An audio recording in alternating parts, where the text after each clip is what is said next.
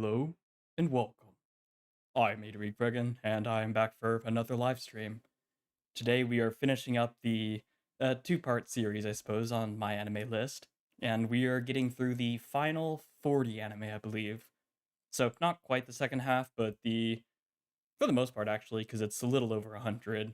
We're a little past the halfway at this point, and if you haven't seen the first one, don't watch it just yet. But after the stream's over, go ahead and check that one out, and you'll basically see what I think. Now, I'm going to quickly cover the rules basically and how I'm ranking these. Though now that we're basically just on to the 8s, 9s and 10s, I believe, it's going to be a little bit different.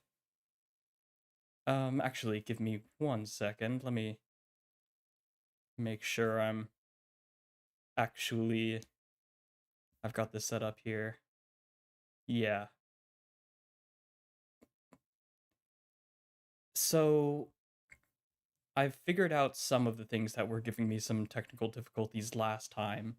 I won't be using my anime list this time, like the actual website, so I don't have to worry about going back and forth there. As you can see here, I'm gonna turn off the pip and turn on this image slideshow, and here's a little sneak peek at some of my eights. And we're basically just gonna go through this one, and then we'll go through this, and we'll go here, and then we'll go here, and then for the final 10, I've got something special planned. But that will be coming up in just a minute. Really quick though, can you guys confirm in the chat real quick if you can see this? Like if the visual quality is good enough that you can actually see what the names are for each of these shows? And while you guys are confirming that for me, helping me out, let's see who's here.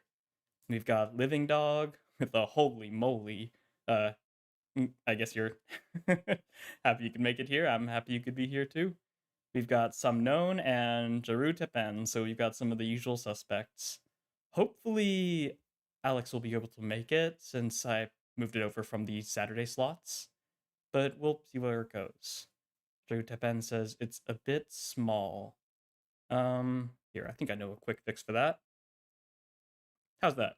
Is that better? Can you see it now?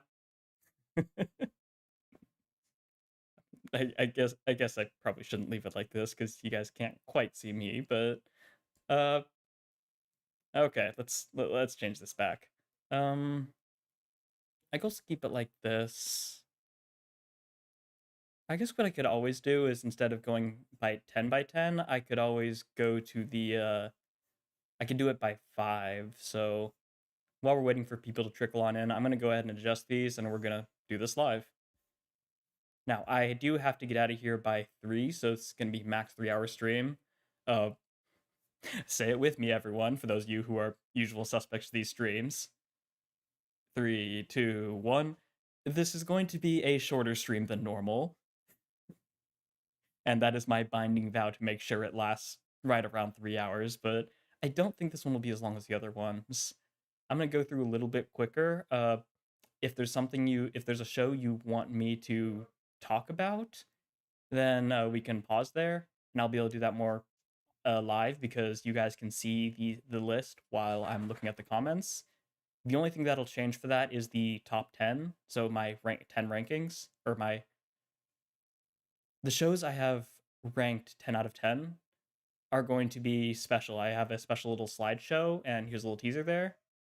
Actually, you guys can't see it because Pip's not live, but I have a special slideshow for my top 10, so we can go one by one. Unfortunately, I did not figure out how to do that on OBS, like how to show you guys that without just sharing my screen. So when we get to the 10 out of 10, and I'll explain it more there, but I'll switch to the pip, the picture in picture, and I'll just share my screen. So you guys will see like number 10, and then I will go back here so I can read your comments while I'm talking about it. And probably for like the VOD or for the shortened one, I'll just change it. Yeah, Some Known's got it down there. Living Dog, if you want to see what my full anime list, it is in the description of all my videos. Or you can just like skim through the VOD I currently have. I don't have the shortened version yet because I'm a little behind making those.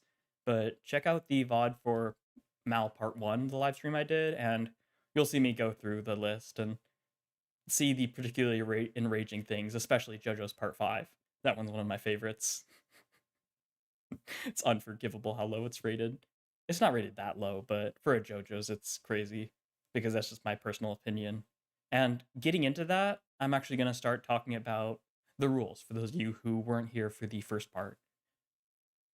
I am not going to feign objectivity. I'm not even going to play around with that idea.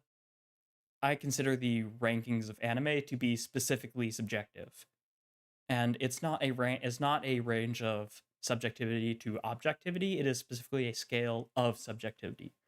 Objectivity really has no place at all because we are just monkey brain humans, right?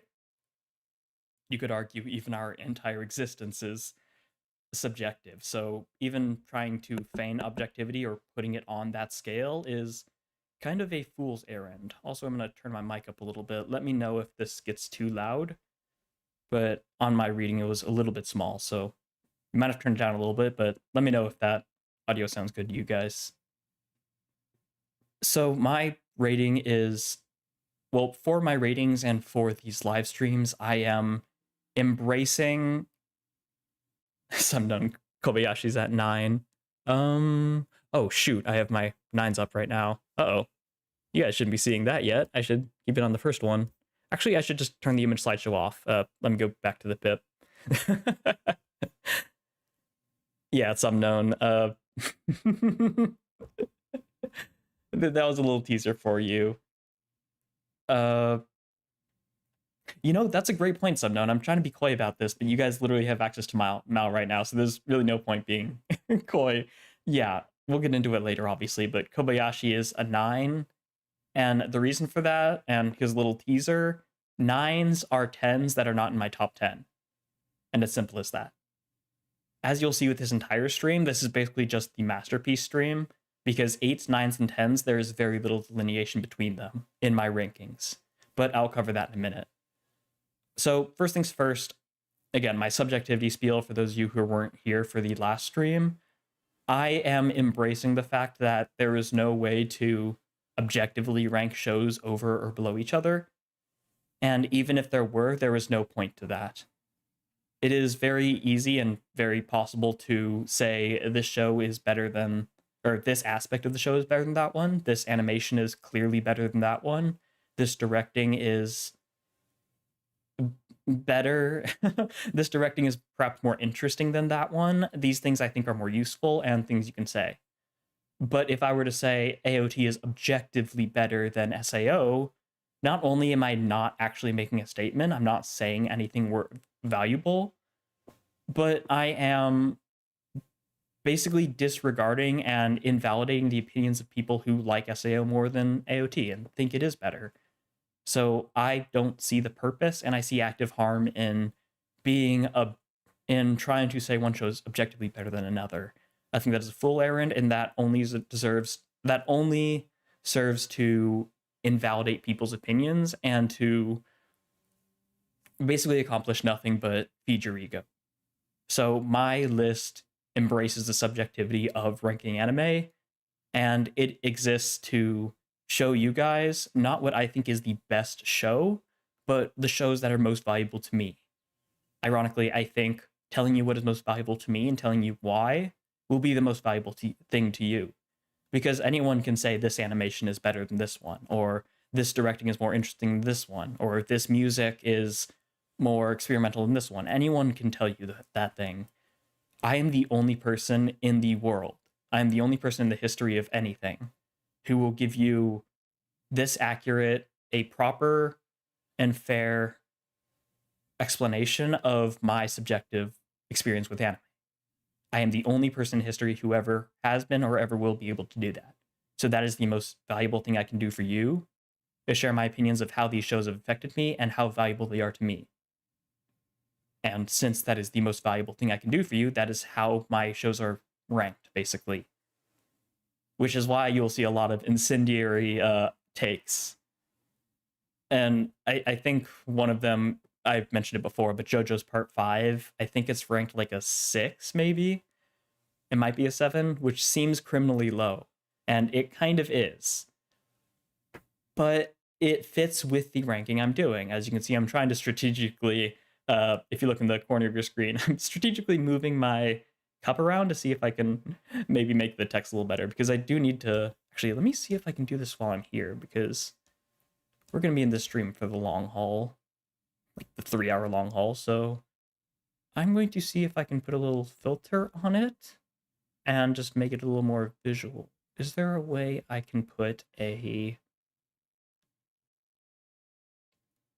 I want to put like a gradient like filter behind the text so you can see it, because there's a lot of white in that corner of the screen. I don't know if there is, though.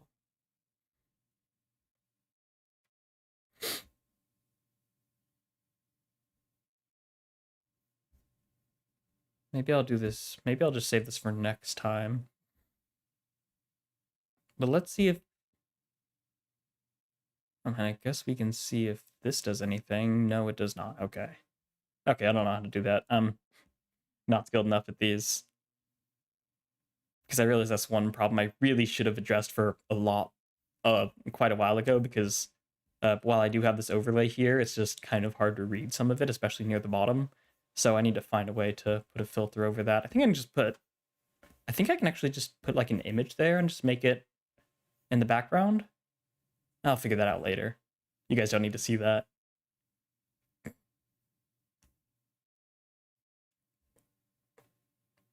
Some known. Kobayashi to me has way too many problematic elements, especially the manga. Probably just leave it at that for when we get to it. It is a great quote-unquote slice of life. Now, I've actually not seen a lot of season 2, unfortunately. It's something I really want to get to at some point. I think I've seen like half of it. But it is a really wholesome and really fun show. And it's... Excuse me. It's almost peak KyoAni. If Hibike Euphonium wasn't around, it would be the pinnacle of KyoAni, I would say. But Hibike Euphonium is around, so that one kind of takes that crown a little bit. Significantly ramps up the problematic stuff the more it goes on. Okay. Interesting. Well, we'll see if it ever does get a season 3, how KyoAni handles it. I know that a lot of shows have a lot of problematic stuff in the manga, but when it actually gets the anime adaptation, they do a much better job conveying what the author tried to do. Just take AOT for an example, right? A lot less people had an issue with the ending of AOT once it was animated because of the way that Mappa went about presenting it, right? They presented it in a way that was a lot less, I suppose, ambiguous. And that was much more connected to the emotion. What Horikoshi, that's that's MHA.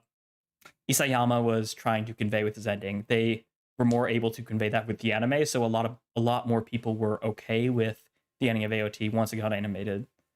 So obviously, I haven't read the manga to Kobayashi, so I'm not going to pretend like KyoAni can fix it. I don't know what the problematic elements are, but there is always the chance that when it gets animated, it will do better.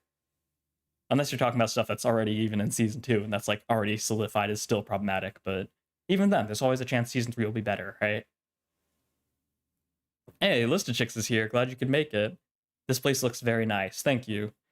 This is my dad's home right now. I was with my mom and stepdad for the last like several weeks, or for the near the start of the month, the start of the year, but now I'm with my dad for like 2 months or so. So you're gonna get used to this environment until like probably mid-August. And I quite like it. I'm glad you guys like it too. His study here is it's perfect for my aesthetic, right? I think we can all kind of agree with that. But thank you, Lista Chicks. I'll pass on your compliment to Dad. Mr. Light is here, but he has to eat dinner. I hope to be able to get here soon. Yes, unknown, right? We got all the usual suspects. Lista Chicks, Mr. Light. Hopefully Alex will come by. I haven't seen Theo in a while, I don't believe, so hopefully he'll make it here. Max Godard, all the usual suspects. I'm giving them plenty of time to trickle on in. And actually, before I do that, let me go ahead and check something real quick. 12:17. So I'll probably get started with like the actual going through the rankings and talking about them at 12:30, so in like 13 minutes or so. And I'm not just gonna like waste time until then. I am simply going to be explaining the rules basically. My fellow paragraphers, yep, the IPPC, the International Paragraph Production Committee. And if anyone here isn't part of the IPPC, isn't part of the Discord, check out my Patreon. It's completely free for members, and there's no like chance of getting kicked out unless you do something crazy. I'm never gonna put a money barrier behind it. You just have to go through the effort of joining my Patreon, not for the sake of like become part of my Patreon, make me money, but simply so it's slightly less public. Because having an open Discord link in a public location is just asking for trouble. So that's why I made it free. But I imagine with the 4 people that are here, we're all already part of the Discord. And hopefully as this goes on, we'll get more people who are from the actual channel, not part of the Discord, coming in here. Now, let's actually get into my rankings. So like I said before, I see rankings on a scale of subjectivity, not dealing with objectivity. It is a rank of less subjective to more subjective. I'm embracing the more subjective parts of things because I think that's what's valuable to you. For this stream, we are doing the rankings 8s, 9s, and 10s. So we're just dealing with the best of the best. And this one's going to be interesting because I'm going to have very little bad things to say about them. 8s, 9s, and 10s there's very little delineating them in my mind when it comes to the quality of the show. I see 8s, 9s, and 10s in my list as all being effectively masterpieces. In fact, the only thing that separates a 9 from a 10 in my list, there is no quality difference. It is strictly because the 9s are not in the top 10. That's all it is. So my ranking 10s are just the top 10 9s, basically. And it's strictly those 10 slots of the shows I consider the best. And my 10s are the only ones I've ranked from like which ones are better, which ones are worse. Anything below that, so my ranking 9s and my 8 ranks are not ranked in order of like, oh, this one's higher than this one, so I like this one more than this one. That is only for the rank 10s. So those are my rank 10s, and the rank 9s are just 10s that weren't in the top 10. Ranking 8s are still masterpieces, but they are lacking a special something that connected it to me, where I would rank it as a 10 if I didn't put that self-limitation I put on myself, or I put on my shows. If I didn't have like the top 10s become the 10 ranks, rank 10s. I just lost my train of thought. Forget about that. So 8s are perfect, but lack a personal connection to me. 9s are the pinnacle, and 10s are just the top 10 9s. That's basically what we're going to be dealing with in this stream. And I'll be going much more in depth with the top 10, but the 8s and 9s, we're going to be warming up to those. And those are going to be the top 30, basically. Those are my 8s and 9s. Obviously, the rank 10s are the top 10. And that'll be the 40 anime we'll be covering in this stream. Now, one more thing I do want to cover, streams moving forward. I'm going to see if this is a good time for people, if we do get more people showing up or not. If there isn't a whole lot of showing up, then I might try like 11 in the morning, or I might try 1, which is what I was doing for Saturday streams. We'll see how it goes. But moving forward for the next stream, which will hopefully be next weekend, it should be, I'm going to be doing the red button, blue button debate. So we're finally going to be getting into that one. And then after that, we are going to be going back to JJK because it's been a little while since we've had a JJK stream. And we are going to be talking about the latest opening, Aizo. And I'm going to be delving into it, giving a full in-depth analysis, because that is going to be after I've finished season 3. I should be done with it in 2 weeks. I should be done with it in like a week, probably. I'm really close to it. And then I guess we'll say goodbye to JJK for a little while. Not that we'll stop talking about it, but it just won't be an ongoing show until next year when season 4 drops. So, Somnone's apologizing for nuking my latest video with music analysis. Don't apologize for that. That's great to see. It's really fun. You're a lot better than I am with music analyses, so they're a joy to read. So definitely don't apologize for that, but it's great to see. Somnone hears birds from the stream. Yeah, I don't have a stream around here. I do have wetlands, but stupid jokes aside, yeah, I've got the windows open just for a little bit of air, so you might hear a little background noise. I don't think it should be an issue, though. It shouldn't be too loud. I think the mic should be clearing out most of it. But if it is a problem, just let me know, and I guess I can close them, but just let me know. List of Chicks is asking if I have takes on something else besides anime. I do. Less so. I'm more interested in anime for the most part because that is my biggest area of expertise. That's what I'm most used to watching, because if you've missed my previous spiel, I really like watching anime because I can analyze it from so many perspectives that most media I can't. Not because they lack it, but because it's just not what I'm looking at. So for like movies, and for a lot of like especially live action movies like Western ones, and TV shows like, Breaking Bad, things like that, I don't have as many things to say about that because A, it's not in Japanese, and I like that anime is in Japanese so I can practice my own very limited knowledge of Japanese. So I get to listen to it and I get to see the subtitles. So there's 2 levels of engagement there already. On top of that, for things that aren't animated, like, again, a lot of the more highly rated Western shows and movies, I can't talk about animation, right? Because they're not animated. And I love animation. I do like live action movies. I've recently seen Project Hail Mary, and the plan is later today I'm going to show my dad it. We're going to go to the theater, and it is an incredible movie. I love live action movies, but I can't talk about animation. And as much as I love animation, or as much as I love live action, animation is just so much more interesting to me. And for the animated shows in the West that aren't anime, another thing I lose, other than the Japanese aspect, is the fact that I can't really talk about the animation studios and like the animation climate, because I'm much more familiar with the oftentimes, let's say, questionable industry of anime. So that is like a specifically Japanese thing, and I'm more familiar with that than I am about a lot of the Western stuff.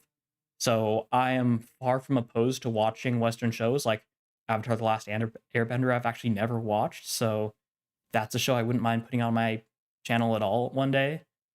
I mean, if you just want to watch me laugh to shows, things like BoJack Horseman, freaking Archer, I wouldn't mind watching those at all. Arcane, there are a bunch of shows that I would be more than happy to watch.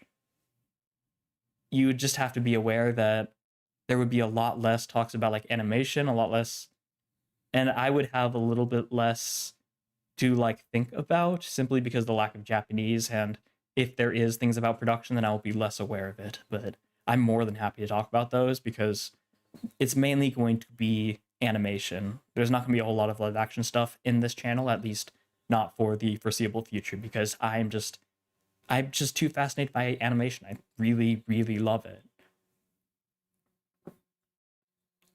Yes, Unknown.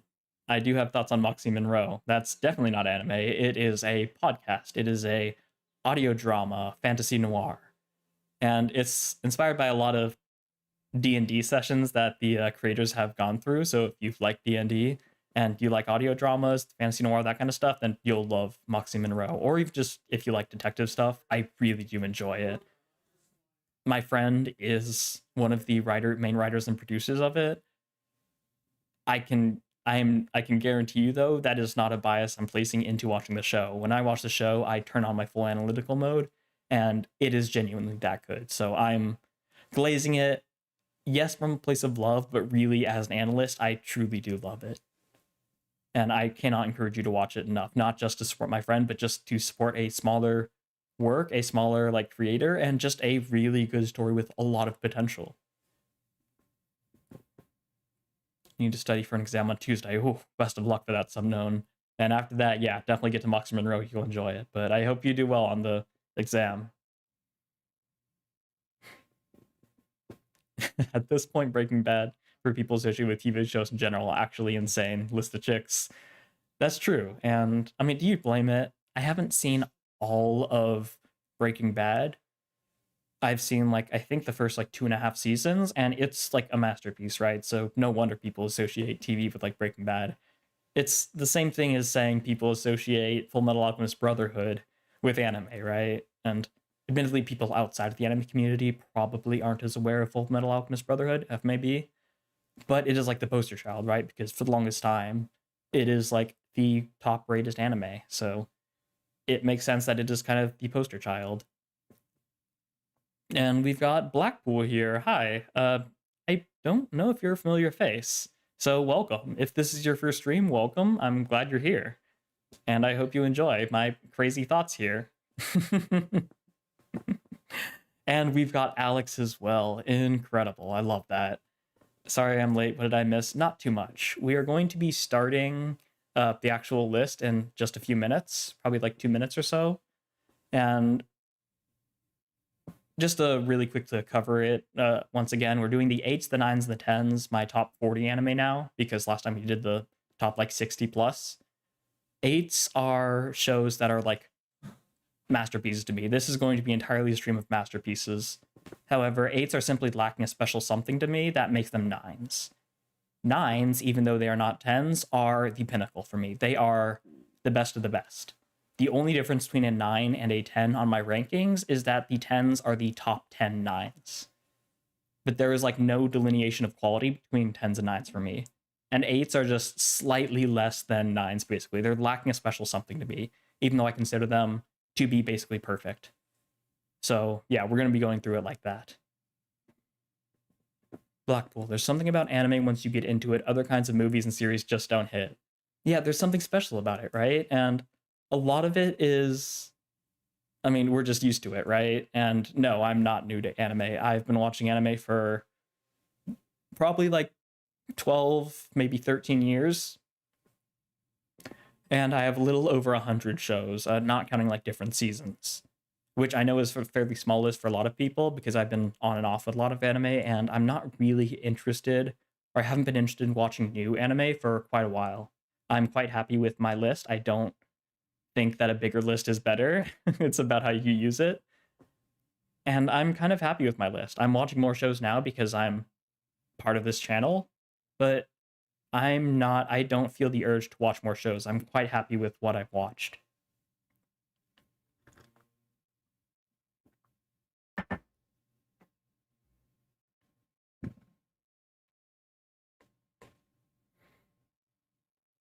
So, yeah, we're at 12:30 now, so I think we're just gonna get started now.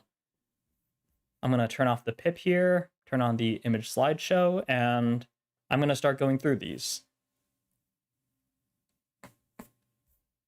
Now, again, Alex, since you missed the initial spiel, these are going to be like an image little slideshow, so I can read the comments live as I'm talking about these.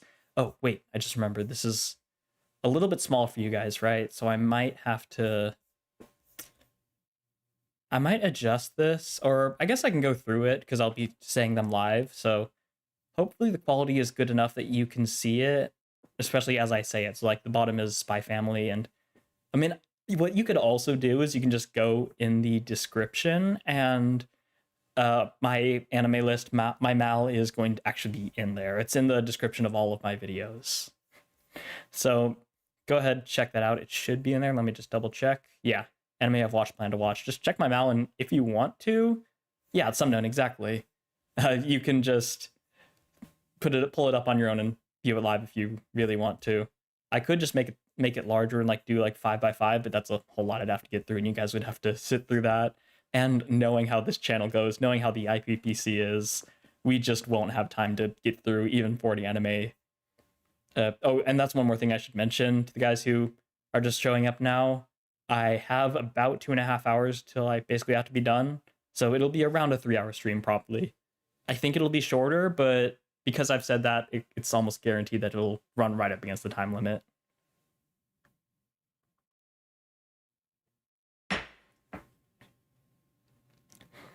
Oh, Blackpool, you make me sound new. I just started watching anime like 2022 May. I've only watched somewhere around 75. Well, if you've watched 75 in like 4 years, then you're at a quick pace to surpass me because I have just over 100. So you're definitely watching them pretty quickly. Not to say like the implication that you're just an incel, you spend all your time watching anime, which maybe you do, no judgments. But yeah, I mean, starting since 2022, there's nothing wrong with like sounding new, right? And it's been 4 years, so you're not new. You're almost at half a decade. But everyone starts somewhere, right? It's like it'd be like judging somebody for just starting doing the gym this year. It's ridiculous, right? The important thing is that you're here and that you're watching it. And we're all watching shows. I don't see, just like I don't see the point of objectively saying this anime is better than this one. I don't see the point of saying I've been watching anime longer than you. I don't think that makes your opinions matter more when it comes to anime, and I don't think you really gain anything by having watched for longer. The important thing is like how you've engaged with it, right? And what you have to say about it. Like, you can see what I've said about shows. So let me ask you, if you were watching my videos and they were the exact same videos, and then you went on my Mal and I have like 10 anime watched, would you think differently about the things I say? Probably. Ethos is a real thing, and that's fair.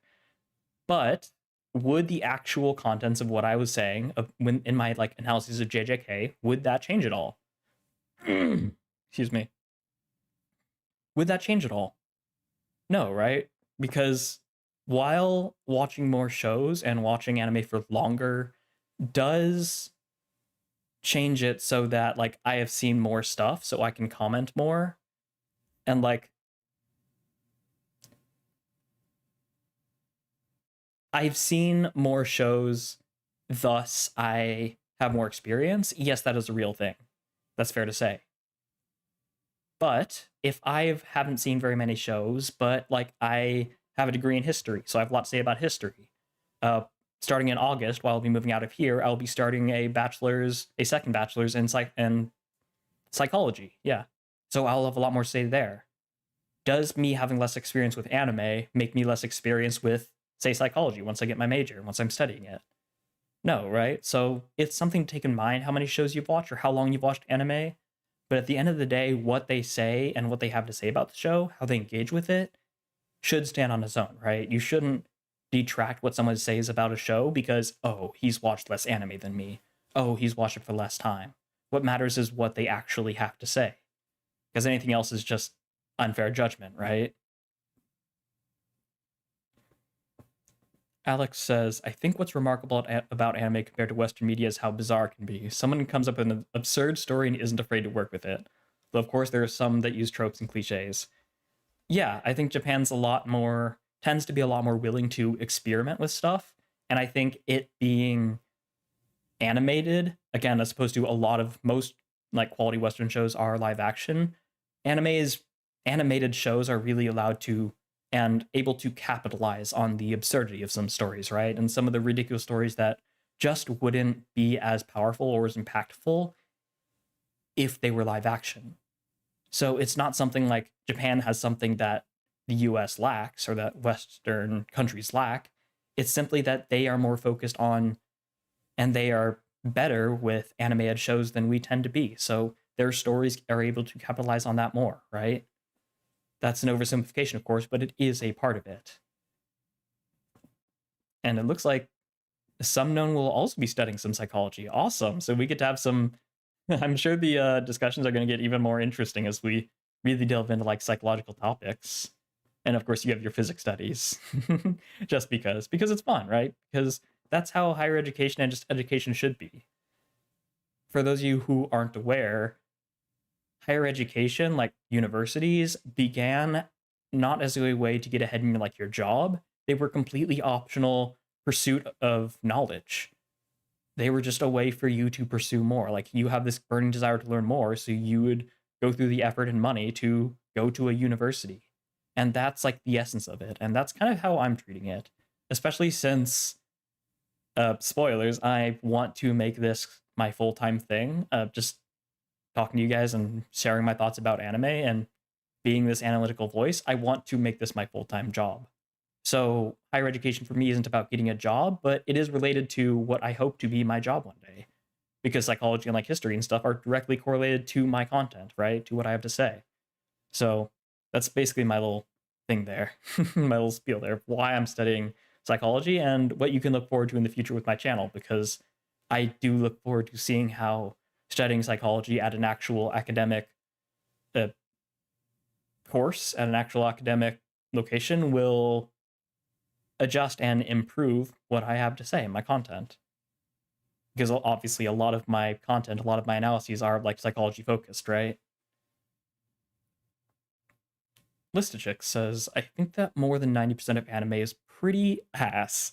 So a number of anime watched, not that important for your take being valuable. That's another great point. If you've watched 2,000 shows, the other guy's watched 50, but he's watched the 50 best shows of all time, objectively, according to Mal. But the guy who's watched 2,000 has watched 2,000 isekai. Who are you going to put more weight behind? Who gets more ethos boost, right?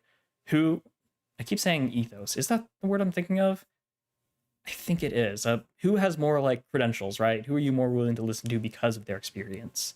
Probably the guy who's watched the 50 good shows, not the 2,000 isekai. Not that isekai can't be good, but I promise you there are not 2,000 incredible isekai. Feel free to disagree with me on that. And Blackpool says, there's no objectively better anime. Everyone has different opinions. Which anime I like, you might not like, and same applies for different instances. Exactly, Blackpool.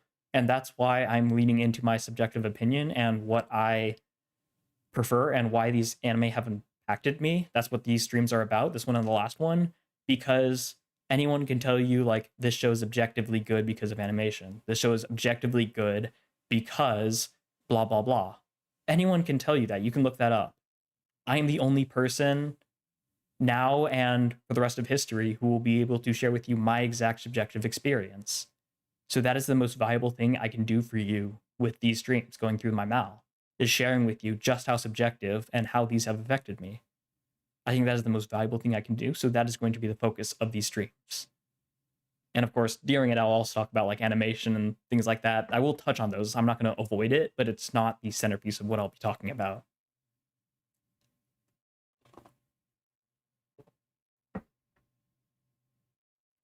Uh-oh, list of chicks and some known are about to start a civil war. There are 5 good isekai anime. There are a lot of good isekai, actually. They aren't that original. I agree with both of them. There are a lot of good isekai anime. I think most anime are like good to a baseline degree. Are they great? Debatable. But I think most anime are good at a fundamental level. They're enjoyable and you can watch them. You can have fun. Whether they're like great or like actual good quality or, like you say, some known original is a completely different subject.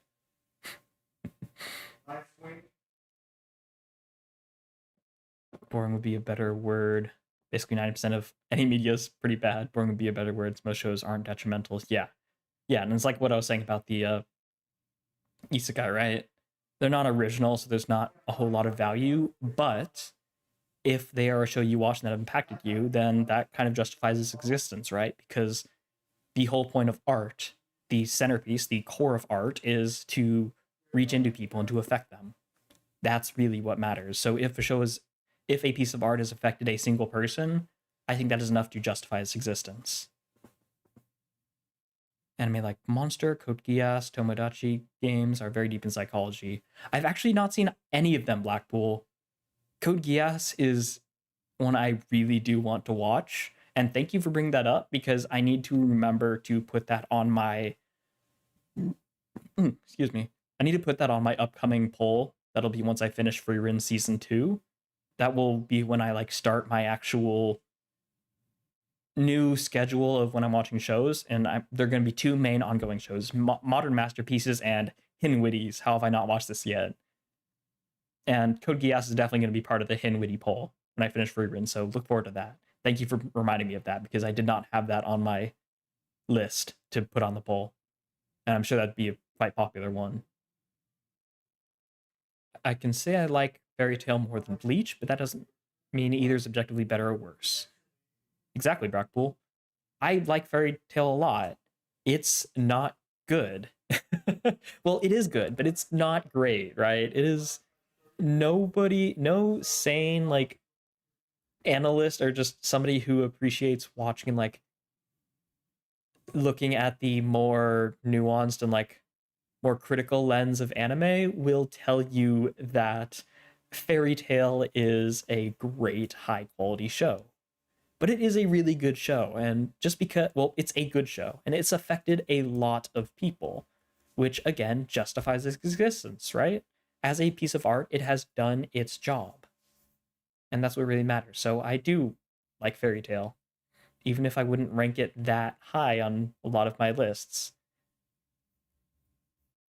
I like it because I enjoy it and because it has genuinely had an impact on a lot of lives, myself included. And if nothing else, things like a Zeref are enough to make it worthwhile. Can you drop your Mal account link? I can recommend you some anime. Um, if you want to recommend me some, go ahead and put some in like comments, or if you want, you can join Discord and I have a recommendations forum there. But you can see my Mal list in the description if that's what you're looking for. Also, I haven't seen Bleach yet, so that'll also be probably eventually on my Hinwitty. How have I not watched this yet? Listed Chicks ReZero is not original, by the way, but still good. Yep. But there is a lot original about it, and we'll get to that once I get to my top 10, which, again, you can look ahead and spoil yourself if you want to. It's very high up there. Some known remarks that Battle Shonen are not usually that original either. They just have a consistent thematical core that most people like, meaning they are often enjoyable. I agree with that. And I think that really gets into one thing that I have in a lot of contention with a lot of people, especially like people who are like critics of anime and just of shows in general. I really don't like the overuse and glorification of the idea of originality. I think that's something that too many people put too much weight behind and hold too close. I don't think people realize or appreciate enough how little it matters that something is original. I don't think enough people appreciate enough how nothing is original, and that's kind of the point of humanity. The beauty of humanity and the beauty of our species and how we progress as a species is that we are not original. We iterate on our past. Art is the same way. It iterates on the past. That is why things like the hero's journey exist. That is why Gilgamesh's journey is like one of the foundational stories of humanity. It doesn't matter that new stories are basically just effectively ripoffs, right? It doesn't matter that Star Wars is just the hero's journey with a new coat of paint on it. It is basically a new Odyssey, the Odyssey of our current era. And that's not a bad thing. It doesn't need to be original. Original doesn't matter. I shouldn't say that. Original does matter, but nothing is truly original. The more you try to hold on to the idea that original is good, the more I will push back by showing you how little originality there actually is. What matters is how it is used, some known exactly. We are on the same wavelength. What matters is what makes something good and whether the show that is unoriginal, that is copying that stuff, does it knowing what made the show good and captures the heart of it and captures the heart of art, which is iteration. So, as an example, the best thing about Fairy Tail, I think pretty much everyone can agree, is Zeref, who is the main antagonist of the story, who is the boogeyman of the story. He is, without a question, the best part of Fairy Tail. And I've basically stolen him and put him in my own story with a few tweaks. But rather than just taking it because I think it's good, I'm recognizing that the art I want to create will be better off if I see what is good about Zeref and see how I can twist it, how I think it would be iterated upon, how I think it could be improved upon, and how it fits into my story. So if you read my books, you will eventually see a character that is very Zeref coded. And I'm not going to shy away from that because I'm not going to feign originality. But it is going to be an original, it is going to be a unique character to my story that captures what made Seraph good in Fairy Tail. So that if you haven't seen Fairy Tail, you read my story, I hope you get a similar feeling that people who watch Fairy Tail got with Seraph. Oh, this character, I'm not going to give their name away, but this Arima character is an essential part to the story Ada Reed Dragon's writing, to Moonlit Dawn. And this is why. I want people to be able to make that claim without having ever seen Fairy Tail. And yet, if you have seen Fairy Tail, you will probably be able to say these two characters, while similar, are valuable for similar reasons, not because they were copy pasted, but because they were adapted to this new story and they were iterated upon, right? So hopefully my character will be considered better or more interesting than Seraph, because that is the goal of iteration, is to make something better by looking at what went well in the past, what didn't go well, and adjusting accordingly. That is iteration. That is humanity. That is progress.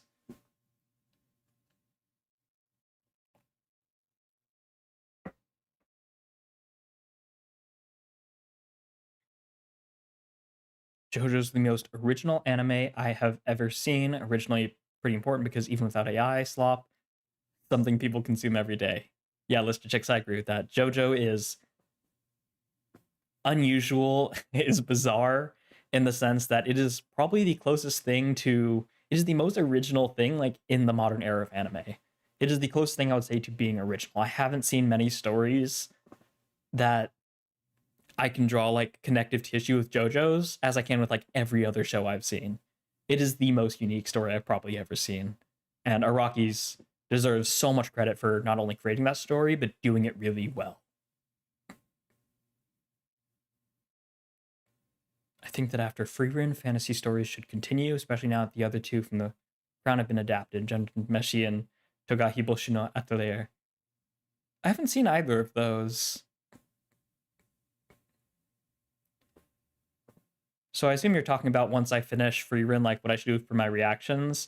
As much as I would like just having a fantasy slot, I don't have enough slots in my thing to do like one fantasy, one action, things like that. So I would prefer to, that's why I'm keeping my two main series and why I'm keeping the series names like that, Hinwitties and Modern Masterpieces, because I think these are the two aspects that you need to most, that are most important to look at an anime from. These shows that are really good, like that are being created now, that will be masterpieces 20 years from now, that will be classics, and shows that already are classics that I should have in my repertoire. So your Full Metal Alchemist Brotherhoods, your Hunter Hunters, your your Bleaches, your, as Blackpool was saying, your Code Geasses. These are fundamental shows I should have watched that are classics. So things that will become classics and things that should be my repertoire. Those are my two main series moving forward.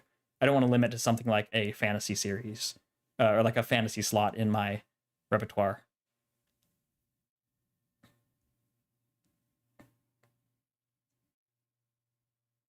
Sundown. So something that focuses on creating a new world. Yeah. Well, I assume he's talking, about the pure fantasy with Alex. Yeah, it's really interesting with fantasy and isekai, right? And it's 12:51, and we're never gonna get to the Mal, are we?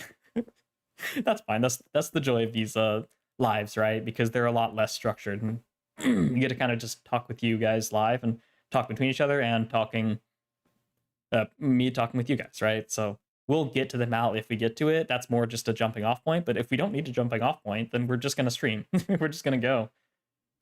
So yeah, just to like butt into this conversation between Alex and Sumknown, fantasy versus isekai are surprisingly different things, right? Even though isekais are fantasy worlds, they are, the point of a fantasy anime, or the point of an isekai is a fish out of water situation, right? Even though today we think of isekai as just wish fulfillment, because most of them are, the idea is to have a fish out of water situation and to have a fantasy with the tilt of the perspective of a character that we can relate to. That is the core of isekai, right? Whereas with a fantasy, the idea is to completely envelop you in this new world and from the perspective of somebody who has existed in this world. which is why when you have something like fantasy and you have a character, one of the most lame thing you can do, in my objective opinion, is to have a character have a fantasy world and your main character like can't remember anything, right? They have like head trauma and they forget everything. And you basically just have an isekai where people have to explain the fantasy world to the protagonist. That is super lame and not the point of fantasy. Just write an isekai at that point. Fantasy is supposed to envelop you in the story, not have people explain things about the world to you. It's supposed to be you are basically being dropped into a foreign country, right? And you pick things up as you just exist in this world. That is the true essence of fantasy, and really what delineates it from isekai. It is the perspective of the protagonist, of which you view the show through, right? And from then you get different branching off points of what things isekai and fantasy excel at, and what things they focus on.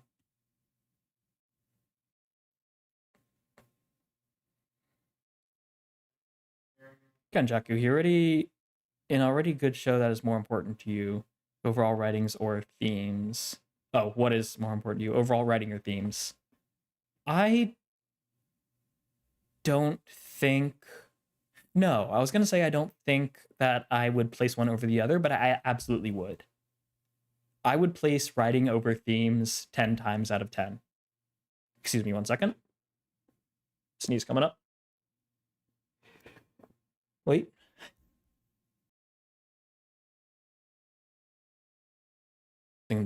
That is the worst thing in the world. I just realized I could silence my mic so you wouldn't have to hear me sneeze. And as I went over to silence it, the sneeze just went away. And that's going to come back when I least expect it. Oh, God. I can't wait for that. Listitech, stream dead? What do you mean stream dead? You mean things aren't moving, or do you mean like you're not getting it? You're not seeing it? Sneeze so strong it stutters the stream. Uh-oh. Okay, so it was just like stalling a bit. Probably because I did the silence the mic. Or maybe it was because I started talking when I had it. It might have, if it was like the audio you didn't have, that's because I just muted the mic, but it sounds like it stuttered a bit. Okay, it looks like things are good now. Good. But what was I saying? Right, I was talking about overall writing or themes. Actually, I'll get there first in a second because there's a couple other things quickly I want to mention here. The series are classics. They essentially revived the fantasy genre with Alex, yeah. You may notice where Listchick's profile pic is from now, Aderi. Oh, that is the, I can zoom in on the... Is that the Koroshita? I killed them? I think it is, yeah. Yeah, from 3-9. Quite good. Uh-oh. Oh, no. Oh, no. I don't think... You guys can't see this. Actually, let me turn on pip so you can see this. I can zoom into the stream, or to the chat on the right here. I don't know if I can zoom out. Oh, I think I just removed... Oh, no. I just removed someone's message. I'm sorry. Hold on. Uh-oh. And now it broke. That's not good. Oh, I can refresh. There we go. And then I can zoom out here. Okay, so the regular zoom out doesn't work, but I can right-click zoom out. Okay, stream's still going good for you guys, right? This is just a mistake on my end. Oh, I can reset zoom. There we go. Okay, so what did I just delete? Hold on. What did I delete? What have I done? What have I done? Oh God, wait. Nothing's deleted here. Okay, I don't know what's happening. Whatever.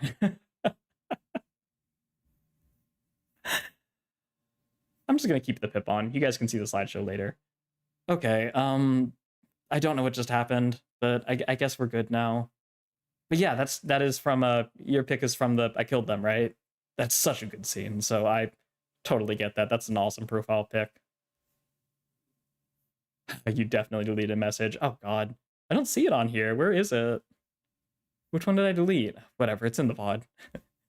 I can't seem to bring it back, so we're doing it live. Whatever. Anyways, Yeah, sometimes right. Let's stop for a bit so we can get to the list. I'm sure you guys want to see that. I'll get to that in a second. One thing I do want to talk about, though, I want to finish talking about what List Chicks brought up: writing or themes. Writing is more important to themes, to me, and I think in general, because of what I was talking about with iteration. Whatever themes you have in your story, I can all but guarantee you is not original, right? And it doesn't need to be. It shouldn't be. We should be exploring different parts of themes, but we shouldn't try to find this original theme, right? Like no one's ever talked about the value of a life. Obviously, people have, right? JJK isn't unique for having a unique theme. The important thing is what aspect of that theme you are exploring and how you're exploring it. So the execution, right? Not the ideas. That is the overall writing. So if you have bad writing but good themes, congratulations, you made a pointless show and somebody can get those same themes from better writing. If you have basic themes with really good writing, like MHA, congratulations, you have a really good show because it's good writing. So I would say that is the closest thing to an objective statement I'll make in this stream. Writing is better, more important than themes for anime and for stories, because the writing, the execution is what matters. Okay, so someone was right, and it looks like people are mostly stopping. So I'm going to get over to this, and we're finally going to get into the actual rankings. For me, writing is also 10 times more important. Many people say themes is the most important thing. I think those people have not seen enough shows to see how often themes are repeated to the point where it doesn't matter what themes you bring up, it matters how you go about exploring it. But it looks like we're in agreement there. Okay, we are like a full hour into this stream, and we haven't even started with the list, so we are going to go ahead and start with that, all right? Now, just to really quickly, one last time, go over the rules. These are going to be the top 40 because we covered the other ones in the previous stream. These are going to be my 8s, my 9s, my 10s. And I'm going to explain them backwards. My 10s are my 9s, my top 10 9s. So 9s and 10s are pinnacle. They are 10 out of 10 for me. 9s are simply not the top 10. So those are my 10s, those are my 9s. The 8s, which is what we're going to start with here, as you can see, are basically the same as 9 with the same quality to me. They just lack a special something that truly elevates it to masterpiece.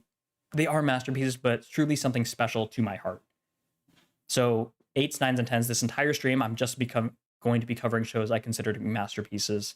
It is just the specific like details, like 9s and 10s are the same thing, just 10s are the top 10 9s, and the 8s are masterpieces that lack a special connection, a resonance with me that makes it a truly special show to me. So those are my rankings. That's how we're going to do it. Oh, I'm going to check the stream on another tab. The message is still there. Okay, so I guess it undeleted. Interesting. Wait a second. Shadow Monarch, you sneaky, sneaky man. You thought you could come in here, not say hi, and I would just pretend like you were here the whole time. You thought. How dare you with that? JJK is my favorite anime, AOT second. Okay, we got a similar position with AOT. But hey, how's it going, Shadow Monarch? Glad you could make it here. And I can't believe you just tried to sneak in here, sit down, pretend no one would notice. SMH my head. Okay, let's actually get into this. Let's actually talk about 40 through 31. So I know it's a little bit small here. You might have trouble seeing it. You can pull it in the description. I have my full list, but also I'll be explaining them. So if you can't quite see the title, then I'll be telling you what they are. You don't need to worry about the rankings because I'll make clear delineations when I go from my 8s to the 9s. And when it goes to the 10s, I will have a whole separate slideshow. So don't worry about like what the rankings are. You know everything I'm going to be talking about right now will be the 8s. All right? Makes sense? Everyone understand the rules? Everyone, you know the rules, and so do I. I'm not a singer. I apologize for that. All right, number 40. Oh, also, only the top 10 are listed from like better to worse, from like which shows I like more. The 8s and the 9s are not ranked in terms of like you see JJK is above Spy Family. I'm not saying I like JJK more than Spy Family, even though I do. They're just not ranked like that. Just some known with the ATM machine, Shy T. Shy T? By the way, Across the Spider-Verse is one of my favorite movies of all time. It's my second favorite, right next to, or right behind Knives Out. So, listen, chicks, pay attention carefully. You're going to hear a brief peek outside of anime because I just have to keep stalling from going through the anime list. Number one movie of all time is, I just said it, Knives Out. My second favorite movie of all time is Spider-Man Across the Spider-Verse, the second one. And the third one is my third favorite show of all time, story of all time, movie of all time is Inside Out 2. So those are my top 3 movies of all time. So none of them are anime. Two of them are animated. But actually my favorite of all time, despite my whole spiel I went on about animation, is actually not an animated show. So yeah. Okay, listen, chicks, we'll get into AOT in a minute.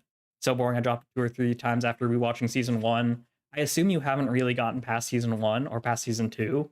AOT is a show that gets exponentially better every season. And season 1 is only a masterpiece in hindsight, in a way that I cannot explain to you without spoilers. So finish watching it if you haven't already. I guarantee you, your opinion will change. But I'm going to also qualify that by saying you are perfectly valid in not really enjoying season 1. For what if you enjoy what I think you enjoy about shows, which is like the in-depth like analyses and like studies of like humans and morals and stuff like that, I completely agree with you that on first watch and like before watching the rest of the show, season 1 is not that great. It is only a masterpiece in hindsight, in a way I cannot explain to you without spoilers. So I just encourage you to keep watching and watch past it, even if you don't enjoy it yet. It will turn around. I can all but guarantee you. Okay, we'll get to that later. Okay, so people are talking here. We're going to finally actually get into this. Okay, I've got all my disclaimers out of the way. I explained the rules, and we're getting into here. Number 40. I shouldn't say number 40. So the 8s, we're going to start with Spy Family, and we're going to get through the 8s a little bit quickly, so I have time to talk about the top 10, which I really want to get to. Spy Family, I have actually only... Chicks will never get into this. We're getting into it now, I swear. Spy Family, I've only seen the first half of season 1, and I hate that. I really want to watch more because I enjoyed the first half of season 1 so much. It is considered a masterpiece in my head. It is an 8 out of 10, which, as I've said, is masterpiece quality for me. So I really want to watch the rest of season 1 and season 2 and all that stuff, but it deserves a spot absolutely. It is hilarious, it is wholesome, and it is just so freaking great. I hope season 2, and I think season 3 is also out, is as good as season 1, because season 1 is so good. JJK, I don't think I have to explain this one. I don't have to explain that, right? Most of my audience right now comes from JJK. It's incredible. The only reason it's not a 9 is because it lacks a personal connection to me. It's just not really my kind of show. It is getting more of that, and I'm enjoying it more and more. And I think especially with Yuji going into the self-hatred aspects will like really resonate with me more. As horrible as that sounds. But I don't think it'll get to a 9 anytime soon. I could definitely see a world where it becomes a 9 before it's over.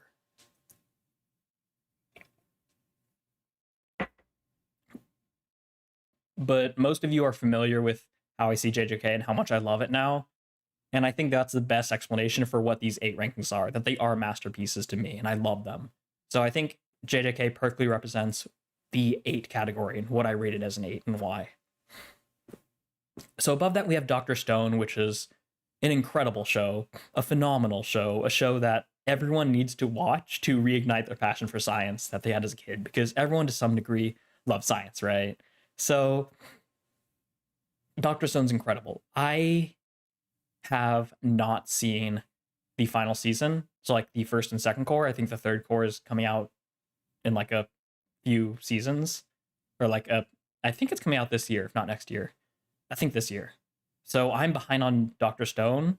I wouldn't mind catching up on this channel. I don't know if there's too much you guys would want me to watch on there though, because it could be fun, but I don't know how much I'd have to say about it. Because it's more of a science and like super fun, different kind of shonen. There's not a whole lot to talk about, like from my aspect of what I excel at talking about. But Dr. Stone is incredible. It's one of my favorite shows. And honestly, I don't know why I have it as an 8. I'll probably change it to a 9 because it's just that good. Starting channel from JJK Reactions is a very good move. I'm not going to pretend like that wasn't what I was thinking, a large part of what I was thinking when I started my channel with JJK. Like, it would be popular. However, that was actually, believe it or not the main reason I did it. The main reason I did it was because I heard JJK was really good in a lot of ways, and a big part of this channel is me having an excuse to watch these shows I wouldn't watch otherwise. I wanted to see if there was more to JJK than what everyone was talking about. So everyone was talking about, like, how good the animation is, right? How good the fights are. And let me change this a little bit, since I'm turning over this way a little bit, moving this way, yeah. So the reason I started my channel with JJK is because I wanted to see that if there was more than meets the eye. Now, I was not ready for how much there was that meets the eye. It was so much better than I could have imagined, but I wanted to see what the hype was and what was beyond or around the hype that people didn't talk about. I never could have expected what I would have been met with in the community I would build around it and how much more there was to talk about it. So I could not have anticipated how right I was. But that was actually the bigger reason than over just doing a popular show that people would like. With that being said, that was a big aspect of it. And if season 3 wasn't coming around in January, back when I started my channel, like in October, I'm not going to pretend like I wouldn't have watched it. Like, the reason why I watched it, I wanted to catch up in time for season 3, which I wasn't really able to do due to several different reasons, but that was the intent and kind of behind the scenes what I was trying to do.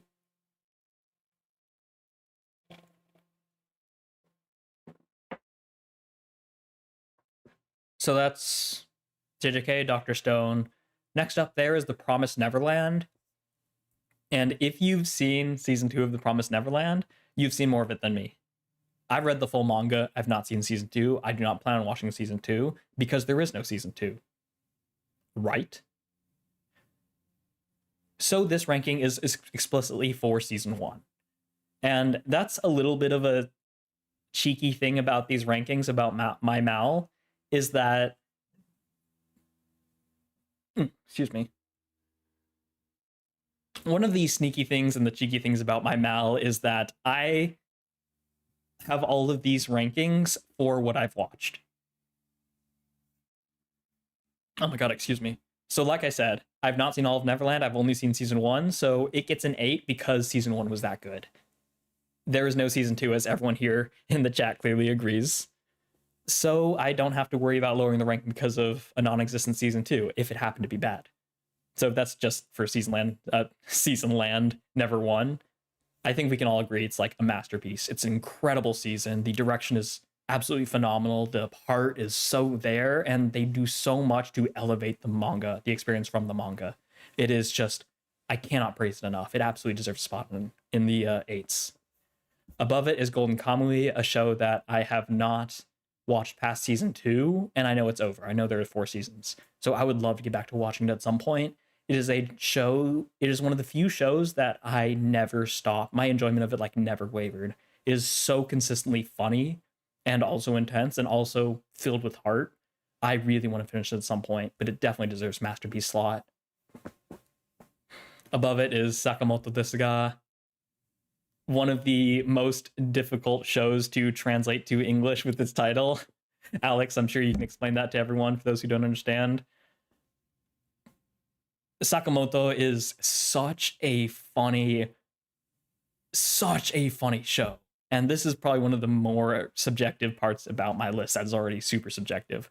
I could not stop laughing. My stomach hurt pretty much every single episode of Sakamoto because it is just so well written. And I believe it only has 1 season, but it is a masterful season, and I really want to rewatch it at some point just so I can lift my day. I should just pin that so I can watch it whenever I'm just like having a bad day. I can watch some Sakamoto. I'll feel better. It is honestly impressive how bad a good show can turn out to not be. That is a difficult thing to read, some known. There had to be a better way to phrase that. Yeah, yeah. But yeah, I agree. It's impressive how much bad you can rinse out of a show if you make it good enough. And speaking of good and bad in shows, up next up there is Charlotte, a show I really like, despite its reception. Most people have very mixed opinions on Charlotte. I think pretty much everyone agrees the start of it is really good, but the ending is rushed. I disagree. I think it accomplished exactly what it needed to do. And I think if they extended the last like 2 episodes into a season, like most people want, I think it would have lost a lot of steam and lost the plot, almost literally. So I really like what it did. I really like how it did it, and I have very few complaints about it. I love it so much more than most people like Charlotte. I think it's incredible and absolutely deserves this slot. Now, above it is another one of the most contentious shows, Tokyo Ghoul. Just like The Promised Neverland, I've only seen season 1, season 2, and a few episodes of Tokyo Ghoul Re. And I'm fully aware, though I haven't read it, that the manga of Tokyo Ghoul is one of like the greatest manga ever written. It is an actual masterpiece, and it is beloved by the manga community. So it is a manga I absolutely like badly want to read one day. And then I can watch Tokyo Ghoul Re, and it's miserable. But season 1 and season 2 is really good. So it's ranked as an 8 here. I'm pretending I didn't watch a few episodes of season 3, and I actually like season 2. A lot of people didn't, but I liked it.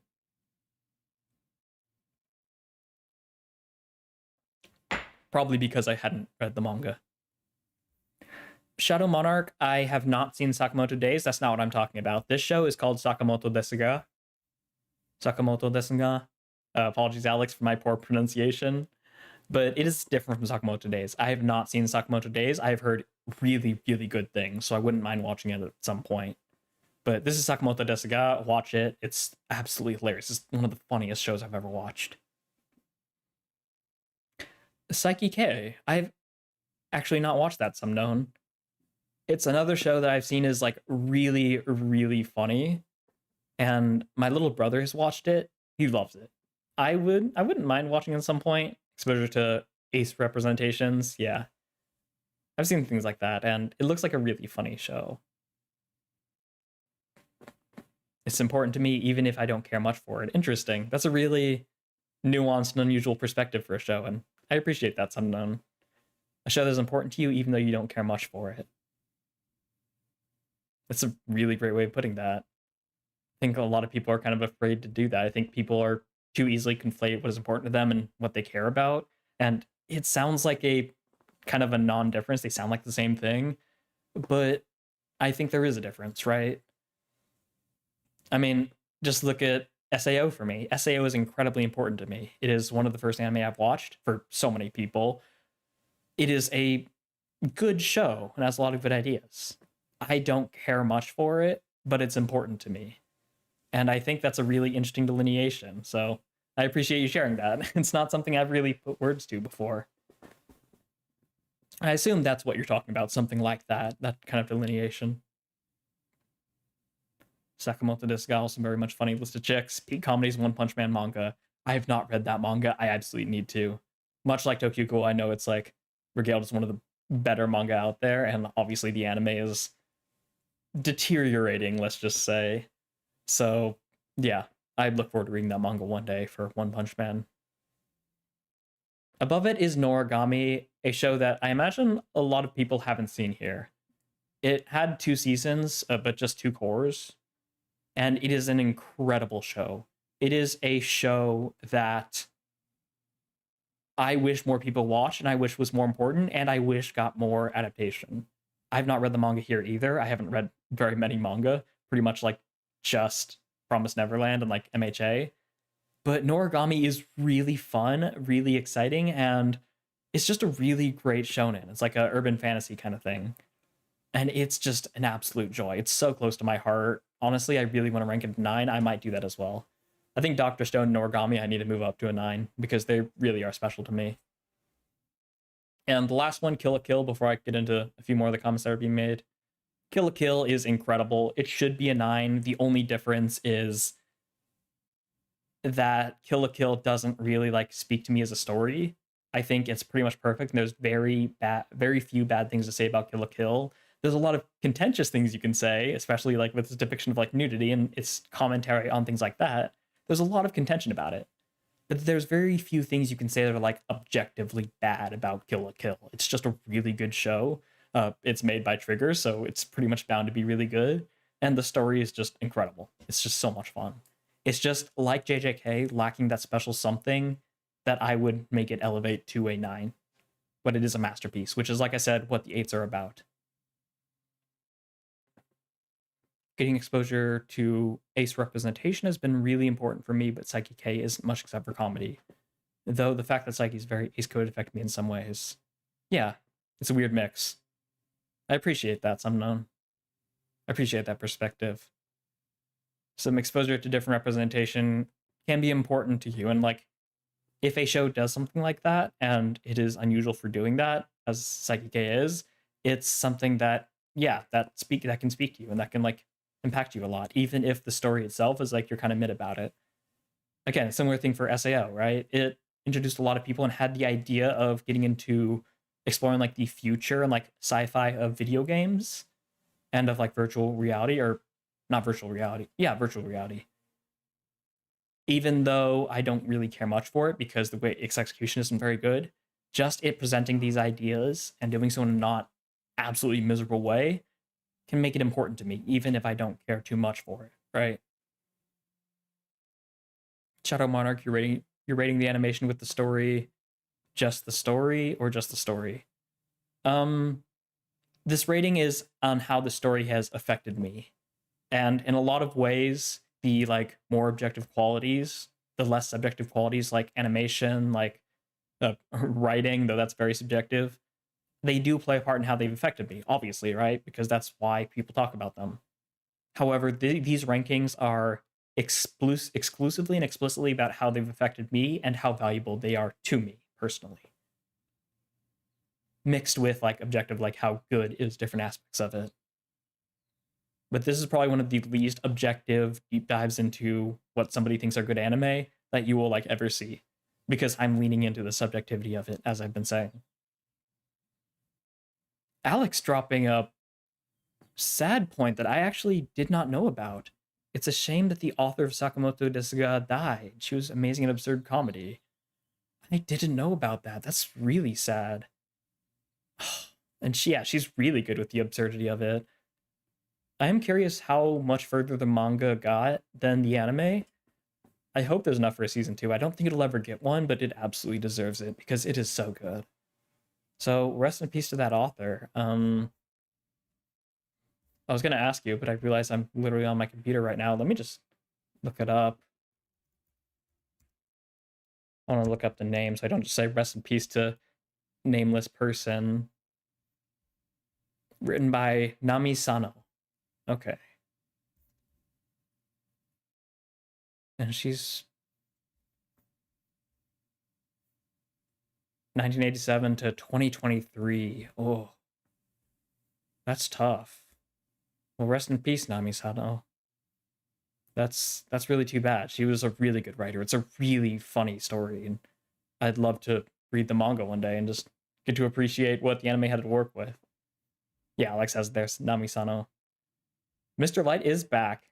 Okay, perfect. We're almost done with the 8s, so things are only going to get better from here. So you came back at a good time, because now we're moving on to the second bit. As you can see here, there are some 8s and also some 9s on here. This is kind of like the transition screenshot. These are my 30s to 21s. So before I get into it, let's see. List of checks. Reverend Insanity is a Chinese novel with 2,343 chapters. It's not even comedy and very serious without irony, but just situations itself made me die of laughter. This is an insane feat. I've not heard of Reverend Insanity. That's interesting. Maybe it's something worth checking out.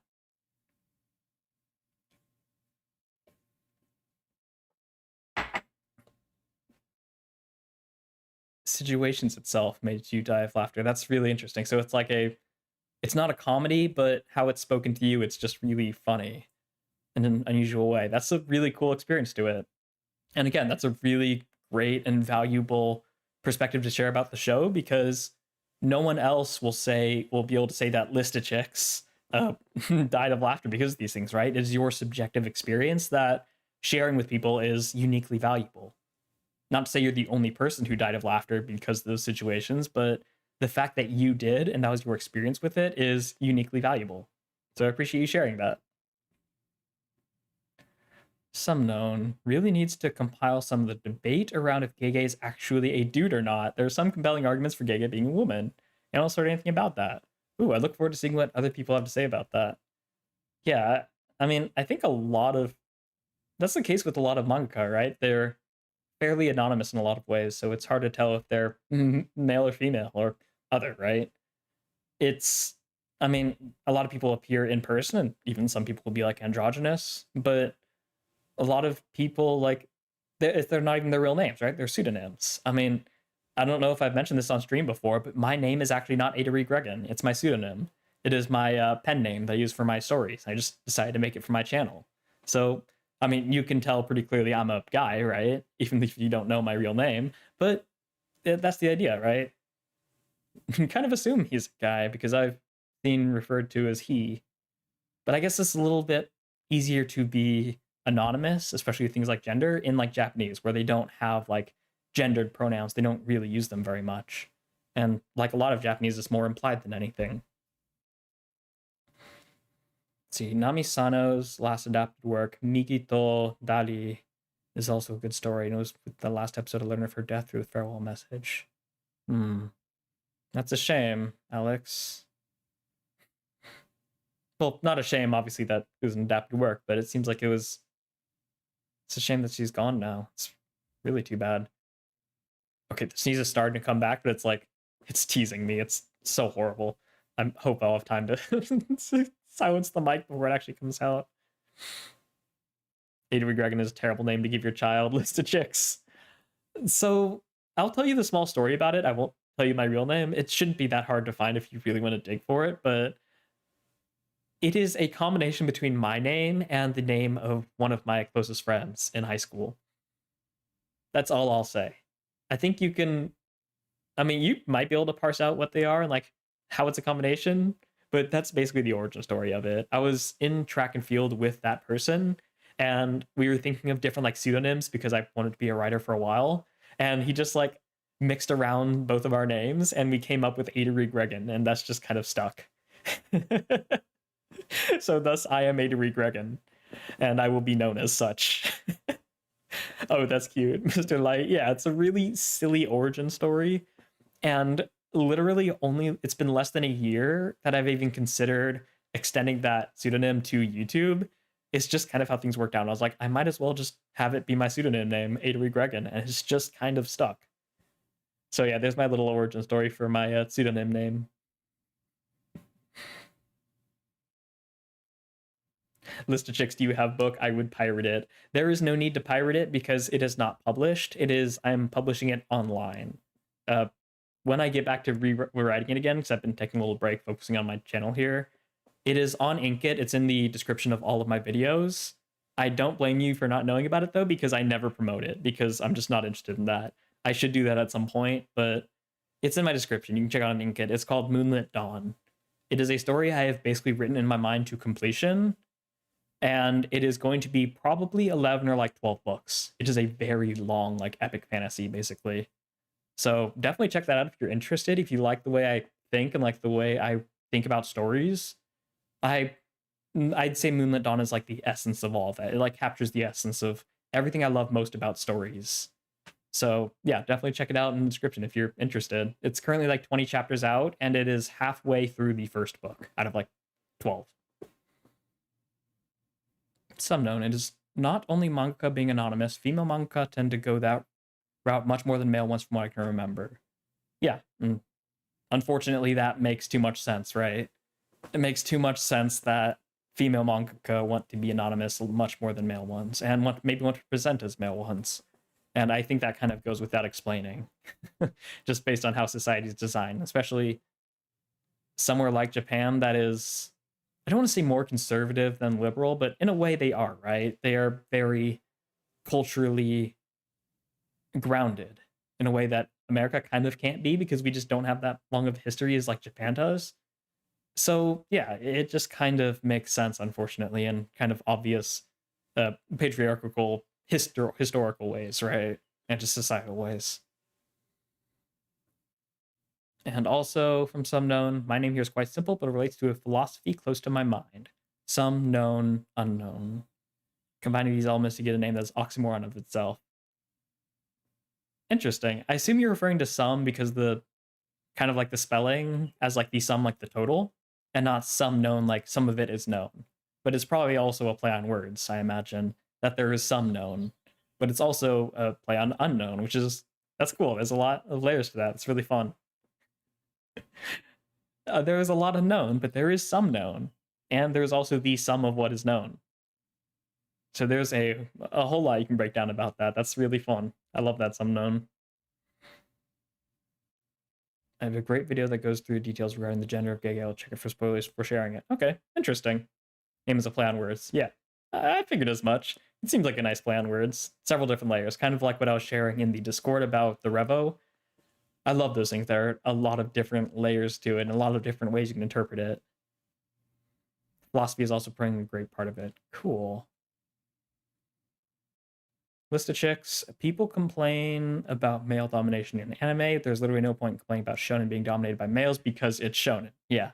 For those of you who don't know, for one of you who doesn't know, shonen literally means young male, right? Young man.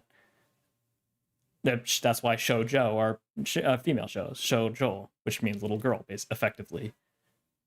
That is not to say that only men should enjoy shonen and only females should enjoy shoujo. They both have like their own culture that have developed around it, but shonen is male focused because nen is male, so it just makes sense that it's more male centric and more male catered to.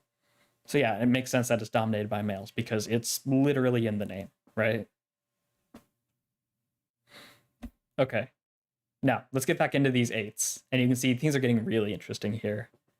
We've got JoJo's Bizarre Adventure Season 1, which is really parts 1 and part 2. It's the only one that's not separated by parts in my rankings because obviously I can't, right? Because they're both in the same season. Now, if I could separate them, I would probably only have part 1 here because while I really like part 2, I don't like it as much as part 1. I think part 1, part 4, and part 6 are like the best parts of JoJo in my opinion. Having only seen like the first third of part 6, I really need to get back and finish Stone Ocean.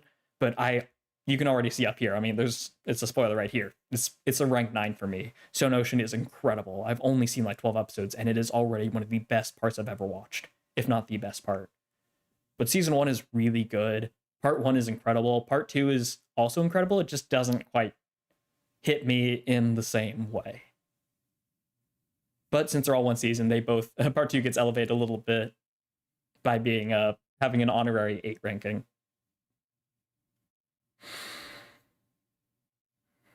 To explain the philosophy simply, it is that you can only ever see the sum of what someone is. All the separate additions that make life are unknown to you. Interesting. You can only ever see the sum of what someone is. Yeah, you can only ever see the whole, right? Which is greater than its parts, but you can't really see the parts. You can only see the parts as they are exposed to you, right? But the sum is what you express. You can't express less than the full of you, but the you that people perceive will only ever be the sum. Which is cool. That's a really cool philosophy. I love how much depth there is to your name there.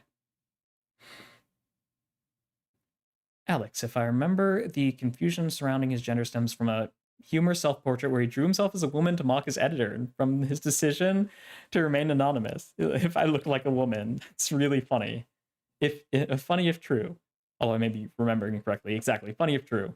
And if not true, still funny. It's a really funny story, so I love that. Appreciate you sharing that. Mr. Light's hyped about the JoJo's. You do need to finish Stone Ocean if there will be consequences. I agree.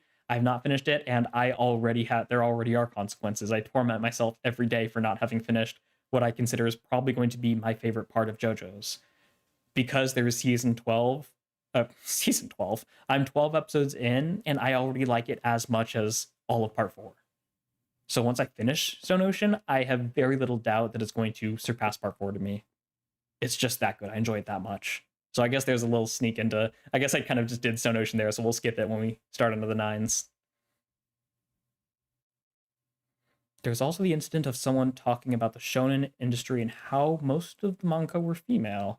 Name dropping Demon Slayer and JJK authors as examples. I think that was in the industry. Interesting. Some known, but everything in the equation is unknown. Yeah. All the little things, right? What's under the radical? What was what was divided? And what was all these little parts of the equation that turned into the product that you see? Yeah. Interesting. Stone Ocean finale gonna left you fulfilled, just like every Rocky ending. Yeah, because that's just how a Rocky writes, right? Mr. Light, do elaborate. Mainly by disappointment. Are you referring to Stone Ocean? Oh, if I don't finish Stone Ocean, then the consequences will be facing your disappointment. No, don't worry. Your disappointment won't affect me nearly as much as my own disappointment for not finishing a story that I love so much. And especially since Steel Ball Run is out now, I'm getting less and less excuses to not have finished Stone Ocean, so I definitely need to get back to that. A list of chicks wants to see my Stone Ocean reaction. I might have to put that up to a vote on my channel. If you want to see what I think of the rest of Stone Ocean as I watch it, which is one good thing about not having watched a lot of Stone Ocean, that allows me to put it on my channel. So there's something to consider. I don't know how much I'll have to talk about it. There will probably be some of my shorter videos, but I mean, I'm sure you guys would just love to watch how much, considering how much I love Stone Ocean and just how crazy it is. That will be probably more a reaction than an analysis channel series, but it could be worthwhile because JoJo's is always worthwhile, right? I'm definitely not opposed to that at all. Okay, getting back to the list. Towaru Kagaku no Railgun, a certain scientific railgun, is phenomenal. I will not say it's better than Index like as it is, because I know Index was very poorly animated. But only comparing the anime, because I haven't read either of them, Railgun is phenomenal. It's basically better than Index in almost every way.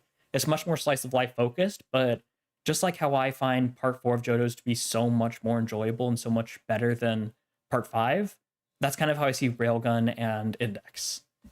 I really like Railgun because it was animated super well. There's a lot of love that goes into it, and Towaru just really excels with this like action slice of life. So it is really close to my heart. I enjoyed it so much, and it's really close to making it to a 9. I might bump it up. We'll see. List of chicks, that is winning the poll. I hope Takupi. What is winning the poll? Some known I voted in the poll. I haven't seen the results.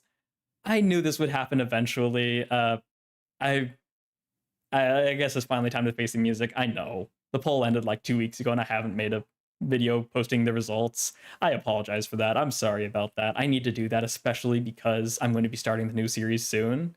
And I at least need to tell Alex so he can share with me what the best way to watch it is. I will get to that this week. I will make that promise to you.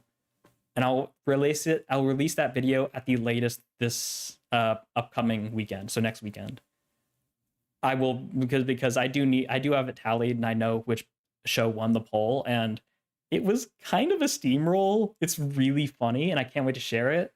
But yeah, I look forward to that video because I'm not only going to be talking about which one won the poll, and which I'll be watching once I'm done with JJK Season 3, but also I'm going to be going over the results of the poll beyond just the victor.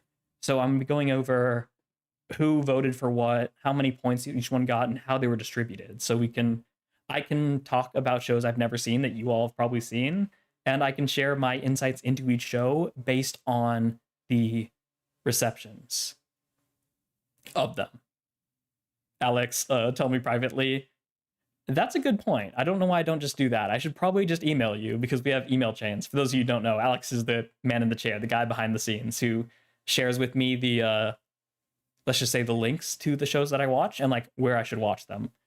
So he shares that So he's my guy behind the scenes. He's my man in the chair. So Alex, that's a really good point. I'll probably email you after the stream with show on the poll, so you can go ahead and look into what show you should send to me. So look forward to that soon. Everyone else, sorry, List of Chicks. Everyone is not created equal. You can see the big blue shield Alex has. He is special. He is my special. Well, him and Theo, they're some of my OGs. So I'll expand that as I get more subscribers. I'll probably a lot of these OGs who are like here for my streams. So some known List of Chicks, I'll make you guys mods as I get a larger and larger audience. But right now it's just kind of Alex and Theo because I've been too lazy to add more people. Tell everyone equally, just remember some are more equal than others. Exactly, some known, you get it. Everybody's equal, but not everyone is equally equal.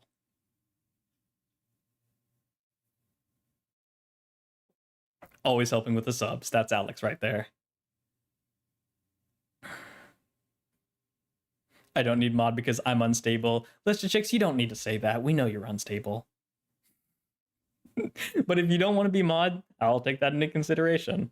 I'll make everyone else mod. You can be the only non-blue shield here. That would be hilarious. I just explicitly make everybody who's streaming except for List of Chicks mod. And then he can just suffer. Okay, back to the list. We've got Soul Eater. Soul Eater's phenomenal. Much like Charlotte, where people didn't really like the ending, and I understand the manga did it differently and apparently did it better, though I haven't read the manga yet. Because I haven't read the manga, I can only talk about my experience of the anime. Excuse me. I can only talk about my experience of the anime, and my experience of the anime was really, really, really good. Soul Eater's phenomenal beginning to end. And I actually really like how it ended. I think the whole, like, I'm not going to provide spoilers, so I'm sure all of you have seen Soul Eater. The ending and the final showdown between the main character and the main antagonist, I really liked. I really enjoyed how the main antagonist was dealt with. And even though it seems anticlimactic, it wasn't this like major final battle. It was like a more quiet ending. I think it was very fitting. And like the ideas of like bravery and the way that the main antagonist kind of fell apart on himself is really cool, and how it was like a mental battle at the end of the day. I really enjoyed that. So like Charlotte, I am on the minority of adoring the end of Soul Eater, and since the rest of it was just really good, it absolutely deserves an 8, and it's almost a 9. As for Clannad, my second to last 8 rating, Clannad is phenomenal. I think the only reason it's not a 9 is because while it's a really good slice of life, I think we can all agree, for everyone who's watched Clannad, After Story is where it truly shines. It's good before that, but it's masterful in After Story, especially the latter half of After Story. So if the rest of it was as good as the ending of it, it would easily be a 9, but it is just really well written and really wholesome, so it definitely deserves an 8. And the final one here for our 8s is going to be Higurashi no Nakokoro ni, where Higurashi when they cry, when the cicadas cry, where they cry, when they cry, when the cicadas cry. Blah, blah, blah, blah, blah. List Chicks, maybe you should give the English names. That's a good point. I have a tendency to, well, I mean, for Toaru no Railgun, a certain scientific railgun, Higurashi, when they cry, I'm giving them for some of them. I'm perfectly consistent as my channel ever is. So if you're right, I'll keep in mind to do that more, because in Mal, it shows them at least here in their Japanese names. So yeah, I'll provide the English names as well. This one is Higurashi when they cry, for the full title, When the Cicadas Cry, but most people know it as Higurashi. Higurashi is incredible. It is one of those shows that is really good, but not in a way that I can explain without spoiling it for those who haven't seen it. It is a show that you simply have to watch. And that's all I can say. If you've seen it, you probably know what I'm talking about. Its mastery is in how it subverts you, similar to Knives Out. But it is a really good horror show. It is a really good mystery show. It is a really good drama. There's so much good about Higurashi. It is really close to being a 9 for me. Really, really, really close. And for those in the know, this does not include Goal and Sotsu. I covered those earlier. Those are like, I think, rated as a 5 for me. They really could have been a lot better, but there was a lot of good stuff. This is strictly about the original Higurashi. Some known, yes, you should all learn Japanese as a blanket statement, but also in the context of what Listus Chick said. Yeah. I mean, at least start learning it, because your enjoyment of anime will increase exponentially once you start learning Japanese and you start appreciating what people are saying beyond the subtitles. Alex, they're making a remake of Soul Eater now that Fire Force is finished, one faithful to the manga. Has that been confirmed? Has it been confirmed that Soul Eater is getting Brotherhooded? Because I've heard theories about that, and I know a lot of people want it, but I don't know if I've seen like actual proof that it's happening or like confirmation. If that is confirmed, that is really exciting. I will absolutely watch that. And yeah, I know Fire Force is like prequel to it. Fire Force, by the way, I've only seen like the first 2 seasons of it. I stopped watching because I stopped getting interested, but I might finish watching it at least to see how it connects to Soul Eater. But I covered that in the last one, so go ahead and check the last one if you want to see what I thought about it. Okay. So, those are the 8s. We're going to move on to the 9s in a second, and we're going to skip Stone Ocean because I already talked about it. Really quick before that, though, let me see what List of Chicks has to say. I will never learn Japanese because I don't talk with Japanese people. Only reason I'm able to speak English right now is competitive games with voice chat. That is perfectly valid.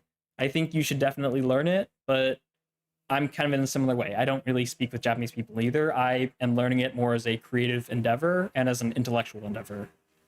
Can you guys hear that? You can probably hear the helicopter flying over. Hopefully that's not too loud. It's not too loud for me, so you guys can probably maybe barely hear it. Yeah, if you don't want to learn Japanese because you don't talk with Japanese people, that's perfectly valid. I mean, I understand Japanese. I cannot speak much of it. In fact, if I were to try right now, あんまり日本語を話さないんですが、I'm mixing this up. あまり日本語を話さないんですが、すごく興味があります。話す機会があんまりないんだから、すごくチョッピーです。チョッピー。でも、14ヶ月ぐらい沖縄に住んでいましたが、少し話す経験があります。And that's about the best I can say. I was in Okinawa for 14 months, so I had a little experience talking with Japanese people, but I can understand and read a lot more Japanese than I can speak. So that's just to show you that I'm interested in Japanese, even though I barely speak it and I don't have many opportunities to like practice it. So that would be my retort to you saying you don't learn it because you won't talk with them. But I think it's perfectly valid not to want to learn it because you won't be speaking with them. You won't get nearly as much experience with it and it won't be as valuable. And it's a really hard language to learn. So I don't blame anyone at all for not learning it because it's the same thing as learning English. And if English isn't your main language, which I believe is true for pretty much everyone who's watching me for some reason, as it just so happens. But if you've already learned English as a second language, you've already gone through the gauntlet of learning like one of the hardest languages in the world. If you were to try to learn Japanese as well, you would have gone the top 2 most difficult languages to learn. So you learned English, that's plenty enough. I won't tell you to learn Japanese. I will only encourage you because it'll really increase your appreciation for anime. The only thing about Japanese that I have an advantage is in pitch accent. My goodness. Some known, you're probably better for me with that. I don't have very much why can't I say that word? Is pitch accent. I don't have that very well down. I have a little bit just from what I've heard, but as you could tell, if anyone here can like understand Japanese, like probably Alex, that was probably virtually illegible what I just said. Okay, Alex, looks like Soul Eater Brotherhood is not confirmed yet, but there may be talks behind closed doors. I really hope that's the case. I really hope they get a new Soul Eater. If nothing else, just so I can revisit the Soul Eater world without having to rewatch it. Some known also has the weird ability to recognize some anime by their kanji and hiragana, even though I can barely read them. And that's just pattern recognition, right? Or not even pattern recognition, it's just basic recognition, right? It's the same way that you'd recognize an elephant just by looking at it. You don't need to be able to read it just by seeing those shapes. I mean, language is just symbols, right? Written language are symbols. So even if you can't speak the language, if you've seen that symbol enough, you know what it means because that is all that language is. So in that sense, you do know a little bit of Japanese, even if you can't really read it. And you recognize what it means, that's what's most important. You understand the meaning. The communication was conveyed to you, right? Because language is a means of communication. That's all it is at the end of the day. So if it's conveying a communication to you, even though you can't really say you read Japanese, you do understand some of it. And that's the most important thing.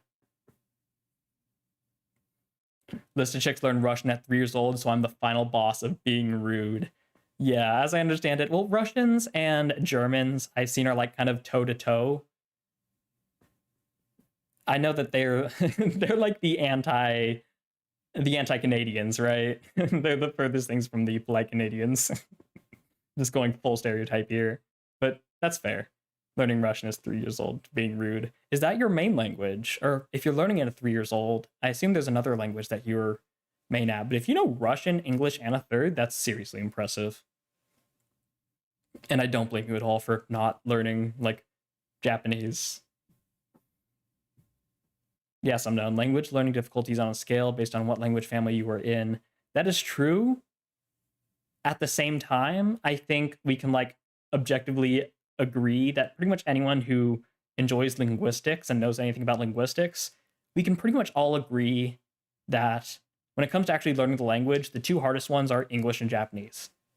Because those are the two languages that pretty much every single native you meet will openly admit to you, I'm native, I was born with this language, it is my main language. I don't have a fucking clue how it works. I would not call myself fluent in it, even though it's my first language. And like, you don't really get that with any other language other than English and Japanese. The natives just happily admit, I don't fucking know, it doesn't make sense. Don't ask me to teach you it. I don't get it. I've just absorbed it. It's impossible because there's the least amount of rules to it. Now, when you get more into the subjective things, I would say Chinese is harder than Japanese because it doesn't have fucking alphabet. So it's I don't know how Chinese people learned it. But like, as close to objective as we can get, English and Japanese, I think, are uniquely difficult to learn. And list of chicks caught my swearing there. Do I swear in your book? Yes, I do have curse words. And you can see I do swear on stream and like in videos too. I generally don't swear like a sailor, even though I am a Marine. I was in the Marine Corps. So I can swear as much as I want, but I try to avoid it because I generally think there are better ways to express what I think. But I think swearing is uniquely powerful in its ability to be humorous, right? When I'm saying like, I don't fucking know how this works. There's not a word I can substitute with it without detracting from the meaning. So as a communications device, swearing and I'm blanking on it, not curse words, but profanity is useful, but generally I try to find other ways of expressing myself. Same thing in my book. I don't swear in my book, like the narrator doesn't swear, but when people are talking, I'm not going to censor myself because for the sake of like not swearing, I want my dialogue to be real, right? And swearing is real. Avoiding swearing makes the dialogue less realistic. So I'm not going to do that. Ooh, Max Godard is here. Hey, I almost missed that one. You're not going to believe this because I manifested you stream on Sunday, but I'm not home yet. I feel like half the times when you're coming on the streams, especially lately, you're not quite home yet. Well, I'm going to be here if you're still here, Max. I'm going to be here for like another hour and 10 minutes. Then I have to get going. And someone is noting that I have about an hour to speedrun the rest of the list. Oh my God, is there going to be a part 3 for this? We'll see. We'll see how I can do, but I'm just gonna drag this on. I mean, like I said before, this is kind of what I like about these streams, right? These things that I'm talking about, like whether it's like the allegories of JJK, whether it's my anime list or upcoming the red button, blue button, these are the bouncing off points, right? These are the jumping off points for the stream. They are only because I don't want to start the stream and just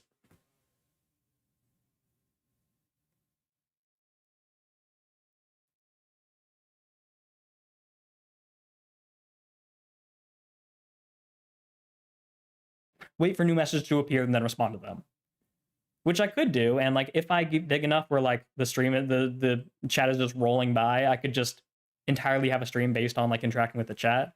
But since these are smaller streams and these are more personal and these are less people talking, I want to have these branching off points. A is for you to have a reason to come in here, but also so we don't have those awkward silences where I'm just waiting for something to respond to.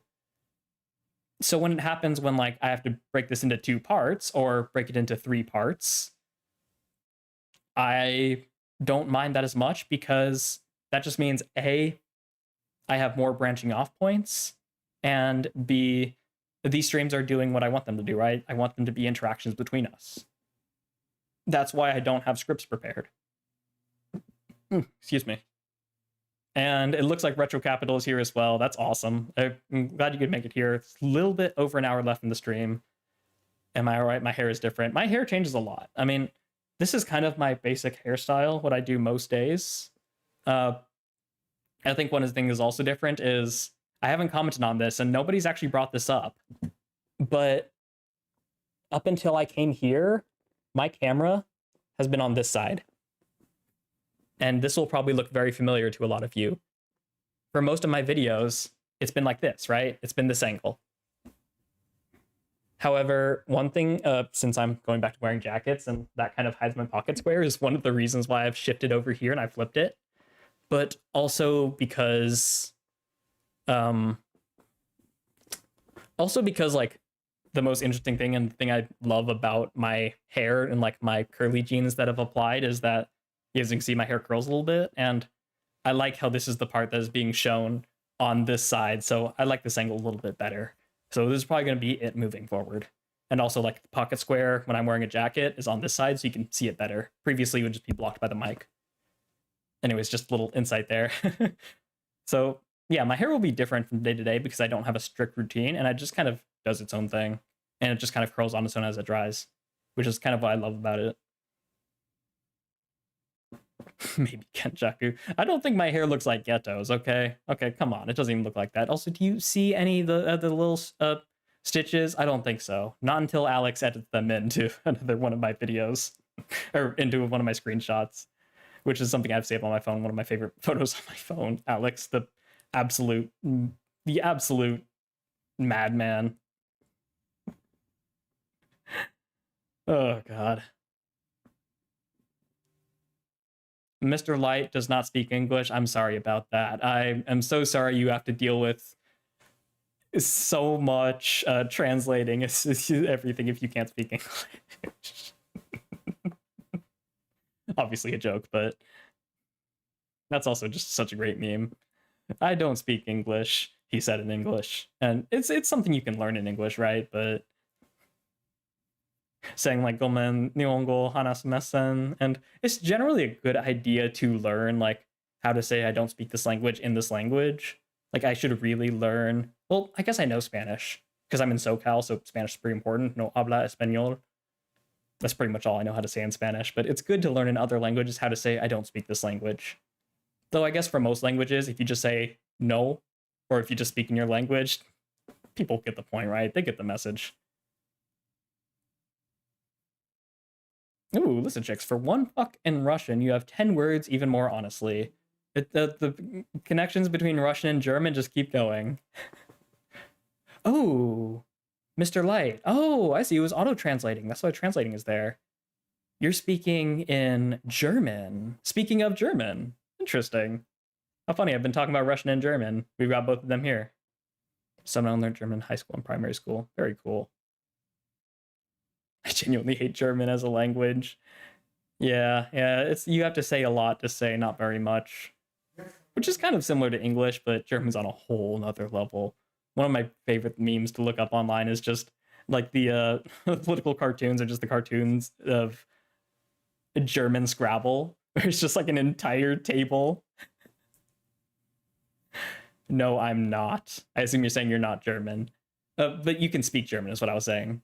I'm not saying it's like your main language, but the fact that you were speaking language there. I'm surprised how offended you are by that. I guess you said over there. I assume you don't. Yeah, you hate German as a language. So I'm curious, can you actually speak German? Or did you just translate it so you could say it there? You just failed to learn the language. Okay, so you probably have a little bit of knowledge in it, similar to me with French, where I learned a very small amount of it, but you have enough to like say little things like that. That's fun. Okay, cool. Sorry for the offense of assuming you spoke German. I understand you for hating it, even though I don't know basically anything about it.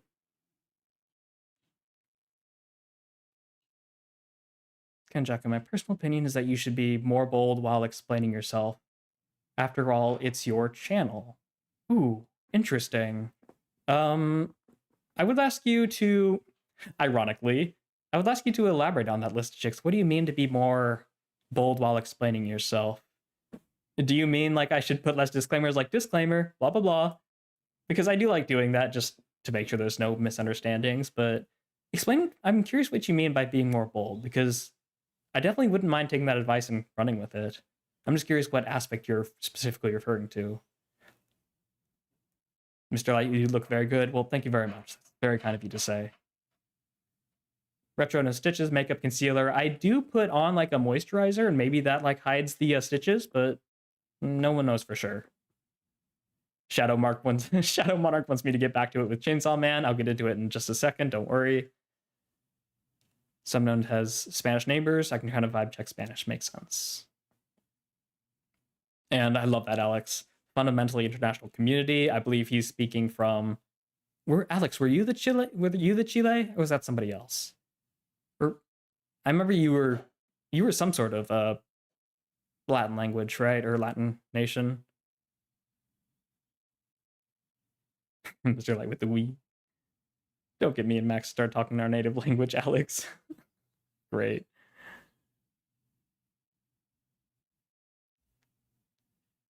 Best disclaimers, more strict words rather than being so damn polite for every word you're saying. Again, it's my personal opinion.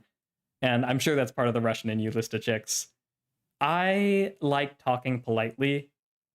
I mean, I'm sure you can tell with how I dress. I enjoy the more classic masculinity of being more reserved. I will definitely take that under advisement, though, to be more strict words. But I like choosing my words carefully, not just for the sake of being polite, but just so I can communicate with the least amount of misunderstandings. The more rough you talk, the more you invite misunderstandings. And that's not a matter of like upsetting people. It's simply I want to convey what I'm trying to say. I don't care if you're upset or not, but I do care how much of what I said was received by you, right? So let's do an example. In fact, this is a perfect example in Shadow Monarch. You're going to appreciate this. We're going to start with the 9s real quick with Chainsaw Man. And I'm going to turn on to my Marine mode, okay? Here we go. Chainsaw Man is really fucking good. And if you don't like Chainsaw Man, you're kind of stupid because it's incredible. And the ED of it, how they change it every time, is so good that every other show that like doesn't have that is lacking creativity, and you kind of fucking suck if you don't appreciate that. If you think Chainsaw Man is just comedy and has nothing to say for it, you're fucking stupid, and you should honestly go die in a hole, because Chainsaw Man is incredible and the movie is getting even better. If you think it's just something that's boring, I don't know what to say to you other than fuck off and watch more anime and come back to me when you're a cultured son of a bitch. Until then, kindly take a long walk off a short pier. How was that? And that is why Marines are the only people in the US military who don't say, I was in the Marine Corps. They say, I am a Marine. Because you can take the Marine out of the Corps. You can't take the Corps out of the Marine. I can pull that out whenever I want. But I don't like that because, one, I say a lot less. A lot of that was just kind of insulting you guys. And two, not only am I conveying a lot less, I am inviting a lot of misinterpretations. I am making people angry for no reason. And even though it's true, it's what I want to say, I would much rather say, I really like Chainsaw Man because the direction and the intellectual creativity they take with it is unparalleled. I've never seen a show be so unique with its endings and invite several different artists, and both with the songs and like the actual art of the EDs. You see how I basically said the exact same thing both times, but one, I can elaborate a lot more and say a lot more, and I'm also not deliberately upsetting people. As fun as that is to do, I find so much more value in being deliberate and being more eloquent than not. With that being said, I absolutely understand what you're saying, List of Chicks. I will take that up to management, and maybe I'll be a little more direct. We'll see. But this is just kind of how I like talking and how I like conveying my ideas. Retro's on the same side to reject politeness and start cussing everything out. Mr. Light likes me being deliberate. Okay, I'm glad to hear that. I like it too. List of Chicks, this is great, but try to offend people less. I thought you were telling me to be direct and not worry about offending people. Sukuna mentality. Yeah, if you don't like my show, fuck off. Retro Capital. I think Chainsaw Man is alright, good, but not amazing. Am I gonna die in a hole? Yes. There's so many people conflating being frank and rude. That's also a great point, Mr. Light. You can be frank. Chainsaw Man is really good. It's better than a lot of shows. I love it a lot.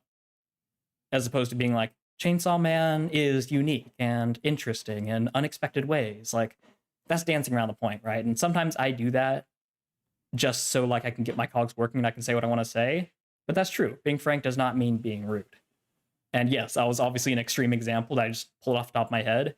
I can be a lot more frank while being less rude. So I hear what you're saying. Obviously, a lot of what I'm saying is kind of in jest and is in a little bit of mockery, but I think the idea gets across, right? Sukuna Matata. Love that. Shadow Monarch, what episode did I like the most? Ooh, he really wants me to talk about Chainsaw Man, which I'm happy to do. One of the things about this, why I want to do the stream, is I wanted people, like, if they're interested in one of these shows and want to hear my thoughts, put it in the chat and I'll talk more about it. That's why I'm kind of breezing through a lot of them. So, to actually get into Chainsaw Man a little bit more, all the episodes are really great.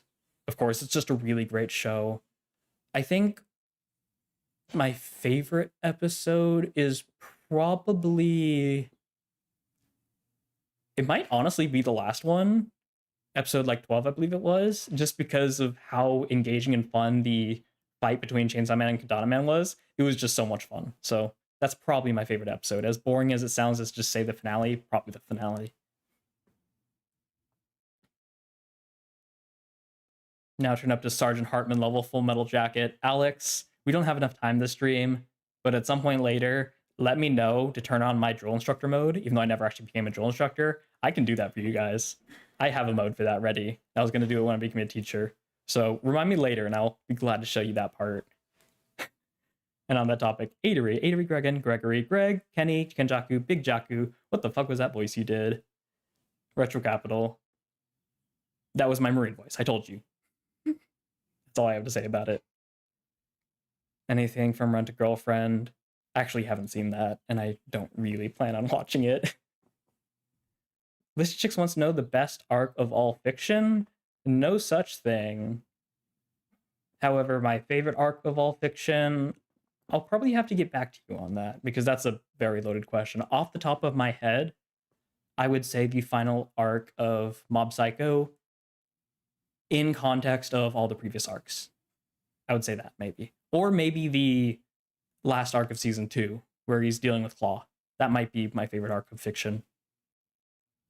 Shadow Monarch loves Chainsaw Man, I can tell. I love it too. I love it a lot more after the movie I did before, because the movie really shows that Chainsaw Man is willing and ready to step less and less in parody and more into being a genuine show. So it's growing on me a lot. So I appreciate you bringing it up, Shadow Monarch, because I would love to talk about Chainsaw Man more. We have less than an hour, so I don't have enough time. But I love Chainsaw Man. I could talk about it a lot. And I haven't read any of the manga. I'm sure when season 2 comes out, I'll really be able to get my thoughts out. But yeah, I love Chainsaw Man. I really do. That's why it's in my 9s, right? And like I've said, we're getting into 9s now. 9s and 10s are peak for me. 10s are barely better than 9. They are not categorically better than 9. They're simply my top 10 9s.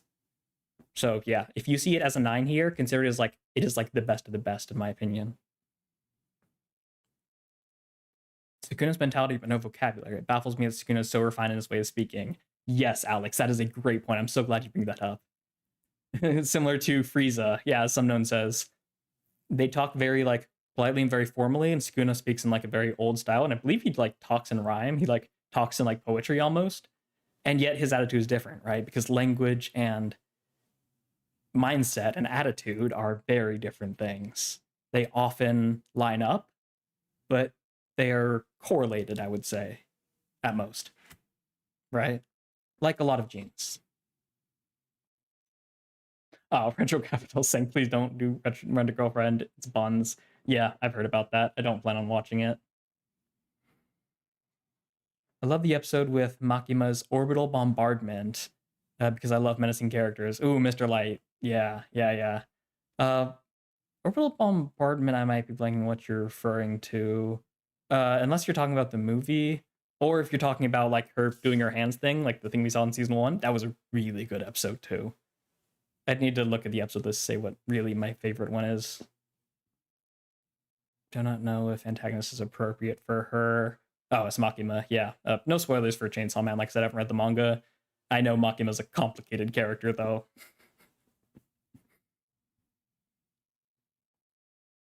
Blindness allows people to forget their place. Better for carefree people to know you dislike their words.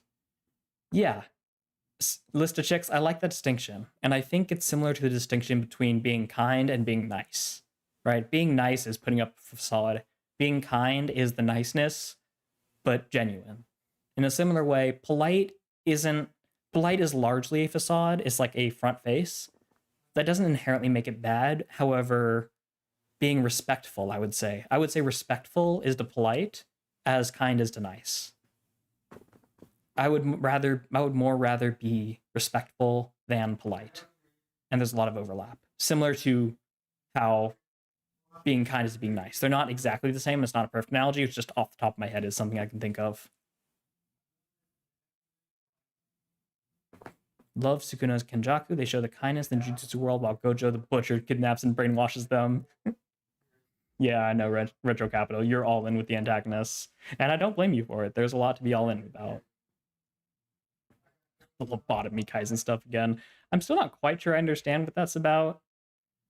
I assume it's about, I don't know, lobotomy. My first thought is like Sukuna, just slicing people up, but it could be something else totally going over my head.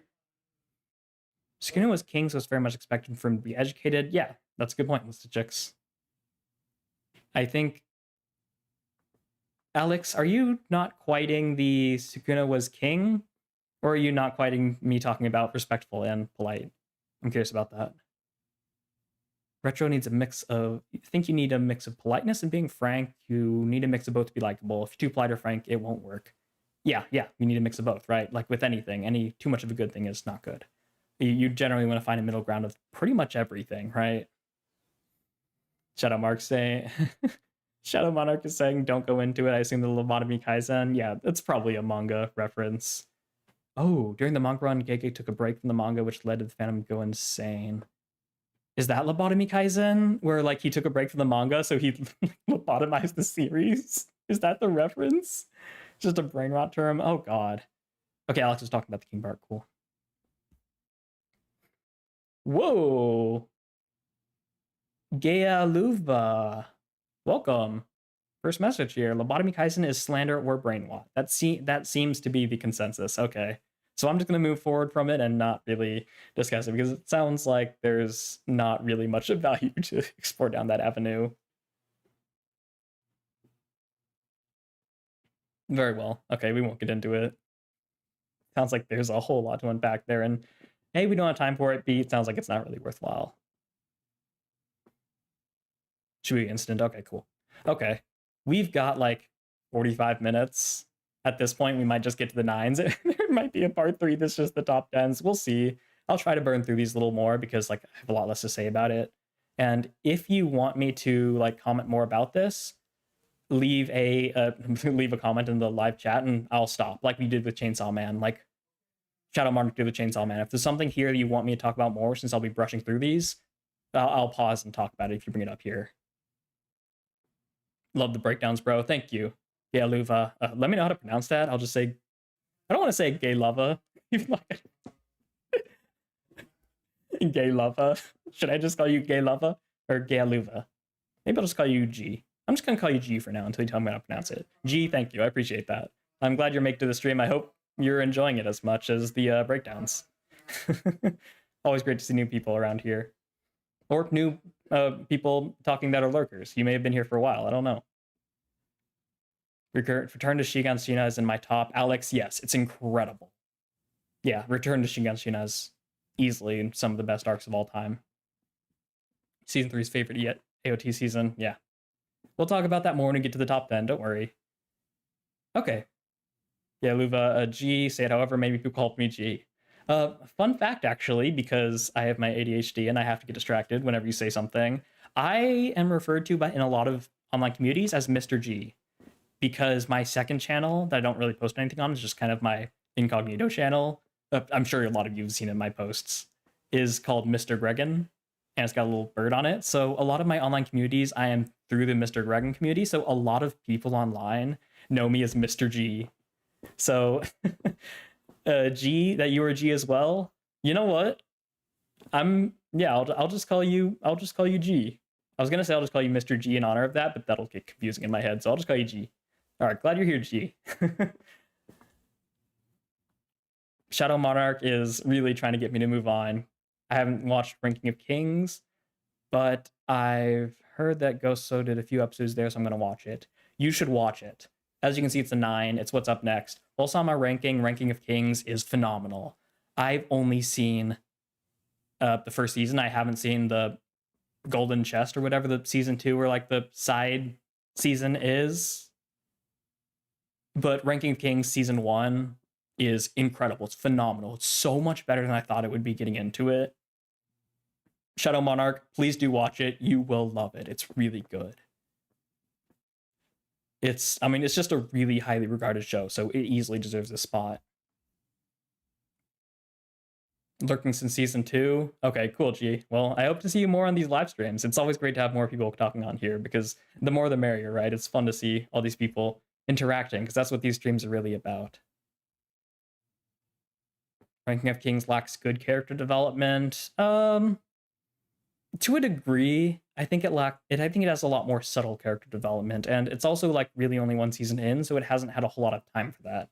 It has a whole world to explore, and it's more interested in like relationships between characters than building out the actual characters themselves. So I would say it's a different focus, not something it's necessarily lacking.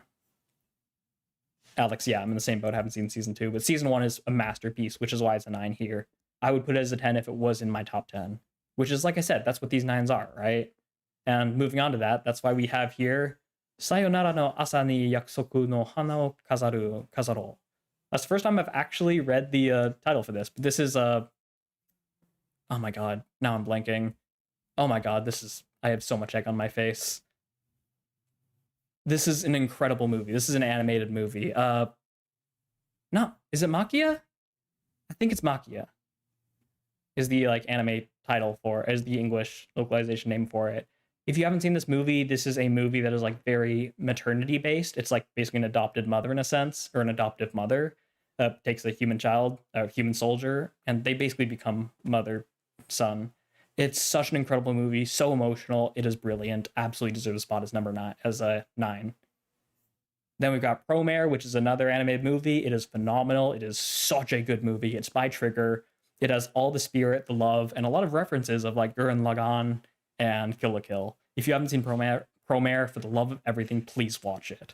If a Trigger story with a movie budget sounds exciting to you, Promare will be everything you're looking for. Yes, Retro Capital, the poll for the next anime ended, the one that will replace JJK. I will release that video coming up soon, either this week or this weekend at the very latest, because I'm finishing JJK soon, so I have to get onto the poll. Otherwise, it'll just never happen. So I'll be doing that soon enough.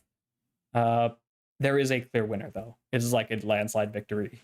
And the poll for replacing Frieren will be coming up soon enough, because I'm going to still get through season 2, and then I'll replace it. Okay. Let's move on to the last of the 9s. Then we finally get to the top 10. We have a little under 45, or around 45 minutes left. We'll see if we can get through this whole list. We'll try to push through it. Looks like people aren't really talking much in the comments, so we're going to try to burn through it. We'll see what happens. Okay, we're now in the top 20. Going through nines, we have Sora Yori mo Toibasho, A Place Further Than the Universe. This is a masterpiece. You're gonna get tired of me saying it. I'm not gonna be tired of saying it. All these nines are masterpieces. A Place Further Than the Universe is a really inspiring show. It is a slice of life and like a journey. Like, I want to go out and do this before I die, so they just decide to go on this spontaneous adventure. It speaks to me in so many ways. It is so close to my heart. I adore A Place Further Than the Universe. Sorayori, I believe, is the shortened version of saying it. 19, we have Lizu to Autori, Liz and the Bluebird. It is a standalone movie that is a basically spin-off of Hibike Euphonium, which is, spoiler, in my top 10. It is incredibly written. The Hibike Euphonium, the entire series is phenomenal. Liz and the Bluebird, you don't have to watch Hibike to watch it. It completely works as a standalone and is one of the best anime movies I've ever seen. Made in Abyss is, again, obviously phenomenal. I've seen both seasons. And the movie. I haven't seen past that because there isn't anything past that yet. I haven't read the manga for it, but season 1 is incredible. Season 2 is heart-wrenching and perfect in everything that made Made in Abyss good. It absolutely deserves a spot here. Kobayashi Dragon Maid. I know people were talking about this earlier. I don't remember who it was. I think it might have been some known. Kobayashi is incredible. It's really good. I think it was some known mentioning that it gets problematic later, especially and it starts appearing in season 2. I haven't seen too much of that. I think it's really lovely and a really great story. Really funny and so filled with heart. Your Name is, again, a masterpiece, one of the best anime movies I've seen. I know it's very caters to people, and it's not that it caters to people. It is enjoyable in a way that a lot of people can like. That's why it did so well. But I don't want it being popular to be a reason why I rank it lower, because it did speak to me like it did a lot of people. So I rank it very high because I think it deserves that spot. It's just a really good movie. We've got JoJo's Part 4, which is, again, toe-to-toe with Stone Ocean. I'm not going to be talking about it much because I talked about it early in the stream. Go ahead and rewind afterwards if you want to hear my thoughts on Part 4. It's brilliant. It's peak JoJo's because it doesn't focus on a specific story. It's just really a slice of life with a little bit added onto it with Kira. But it really builds out the best that JoJo's has to offer, that Araki's stand, battle, episodic formula. It really capitalized on it with its episodic nature. This one, Konosubarashi Sekai Nishikufuku, Konosuba, as you probably know it, God's Blessings on This Wonderful World, is one of the funniest shows to ever exist. If you haven't seen it, then trust me on that. If you have seen it, I don't need to argue it. It's just, everyone knows it is hilarious, it is offensive, it is unapologetically brilliant. It is one of the best isekai ever made, similar to ReZero. It's just peak in so many ways, and there's so little that detracts from it. One Punch Man is a little complicated here, as you can see. I have not seen past season 1, so I'm only rating this on season 1. Again, like Promised Neverland, I get to pretend like none of the other seasons exist. So it gets one of the top slots as 9. I know season 2 declines a lot, season 3 declines a lot, but like Promised Neverland, the manga is incredible. So I will read the manga one day. This is only for season 1. Season 1 is peak. I don't think I need to explain it. Oh, Shadow Monarch is heading out. One Punch Man. Yeah, we're not going to talk too much about that. Yeah, it was a really great PowerPoint, I've heard. But Shadow Monarch, have a great one. I hope you look forward to seeing the rest of the stream and seeing whether we actually get through it or not. That'll be a fun little teaser. Will we do it? ... Find out next time. Anyways, take care, Shadow Monarch. Now, really quickly, before I catch up on the comments, obviously, as you can see here, the last of the 9s are Fate Zero and Fate Stay Night UBW. For the longest times, Fate Zero was actually in my top 10. It recently got pushed out. Fate Zero is phenomenal. It's standalone. You don't have to watch the rest of Fate. However, I think it's better if you watch Fate Stay Night first. But it stands alone on its own, just like Liz and the Bluebird. It's incredible. And UBW is probably one of these shows that is the highest rated for me that I least expected.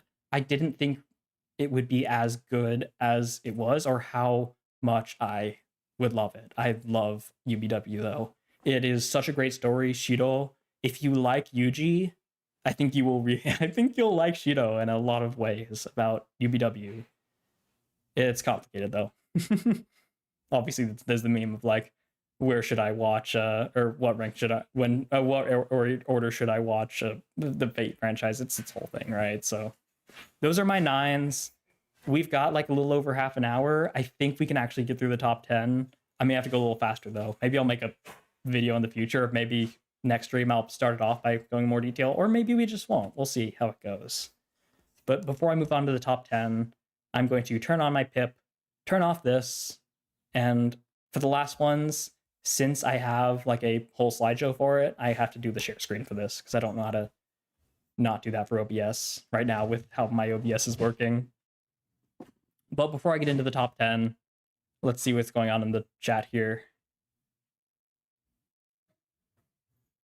List of Chicks thinks Gurren Lagann is so overrated it's insane. Story is boring and literary for children. I can't wait to talk more about that because I will have to put a pin in that, List of Chicks. Just know I respectfully disagree immensely. But I understand it. So I won't invalidate that perspective because I see where you're coming from. Yes, I'm going to talk about Dragon Maid. Retro Capital, are you memeing with should I watch Frieren? I mean, I see you see the comments here. Yes, you should. It is a masterpiece. It is so incredibly great. It might be in my top 10 once I catch up on it, but there was so little bad to say about it, and the few things I've criticized, like, you guys have quickly and respectfully come and corrected me on it, so I have very little critiques I can make about it that aren't minor animation issues. Please watch Frieren, watch my stuff, comment on my videos, give me engagement, but most importantly, watch Frieren for yourself. You will love it. You will not regret it. I can promise you that. I don't know people who don't like Frieren, except for people that it's just, the show's just not for you. Also, I realized that my camera's way angled for some reason. This chick's Frieren is barely shonen, honestly. It's a different kind of shonen, similar to Dr. Stone. It's a different kind of shonen. It's not similar to Dr. Stone, but it's similar in the sense that they are a different kind of shonen. I think Retro is just fanning the flames. How peak is it, gang? The only thing I heard was its fans downvoted. SBR? Are you talking about Steel Ball Run? Or is that just a different SBR? I know we're talking about Frieren, but I see FBR and my brain immediately thinks Steel Ball Run. Not that I've seen it. Huh. Frieren got robbed of Anime of the Year. Interesting. Oh, did Frieren's fans downvote SBR so that Frieren would, like, be rated higher? There's drama. Okay, whatever. I'm not going to worry about it. I'm not going to worry about it. Frieren lost to Demon Slayer Crunchyroll moment. We're not going to talk about that. I'm not going to worry about that. That's a whole other thing. Okay. Ooh, Retro Capital. I love Gurren Lagann. It's my top 1, so motivating and inspiring. You're going to like what I have to say about it then, because I agree. Anime Award is a joke. Yeah, it is. It really is. Okay, we've got a little over half an hour left. It's time to get into my top 10. Y'all ready? Let's do this thing. Now, for this one, since I don't have images ready, I do have to share my screen. So if I'm going to see the comments, I have to swipe back, which means I'll probably give my spiel about the show, then I'll swipe back and we can like talk about it. Or if you don't have much to say about it, I'll just move on to the next one. That's probably how I'll do about this. So as you've seen here, and as you can see if you just check out my list, number 10, these are the only ones that I actually have rated from like my favorite to my least favorite. Everything else, like the 9s, the 8s, they were just kind of listed there. But these ones are specifically my top 10 in their order. So at the very edge of number 10 is Madoka Magica. It's kind of close, I think. Yeah, Gurren Lagann is after it. They are kind of neck to neck of like, I might boot them out. Probably for Frieren, to be honest. We will see, though, because these are both very close to my heart. Madoka Magica, if you haven't seen it, you're probably super confused why it's on here. And that's exactly why you should watch it. Again, I can't explain it. It's like Higurashi and Knives Out. I can't explain it without spoiling it. It is simply an experience you have to go through yourself. But it's simply peak. It is incredible. The movie was really good. I know they're working on a continuation. I can't wait to see what's next. but Madoka Magica is really freaking good.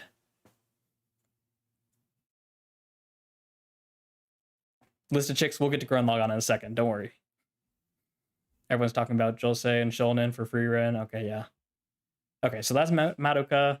I'm going to move on. If you have things to say about it, go ahead, leave your comments. But list of chicks, we finally get to it. Gurren Lagann. Again, I got to be a little quick with this because we are limited in time.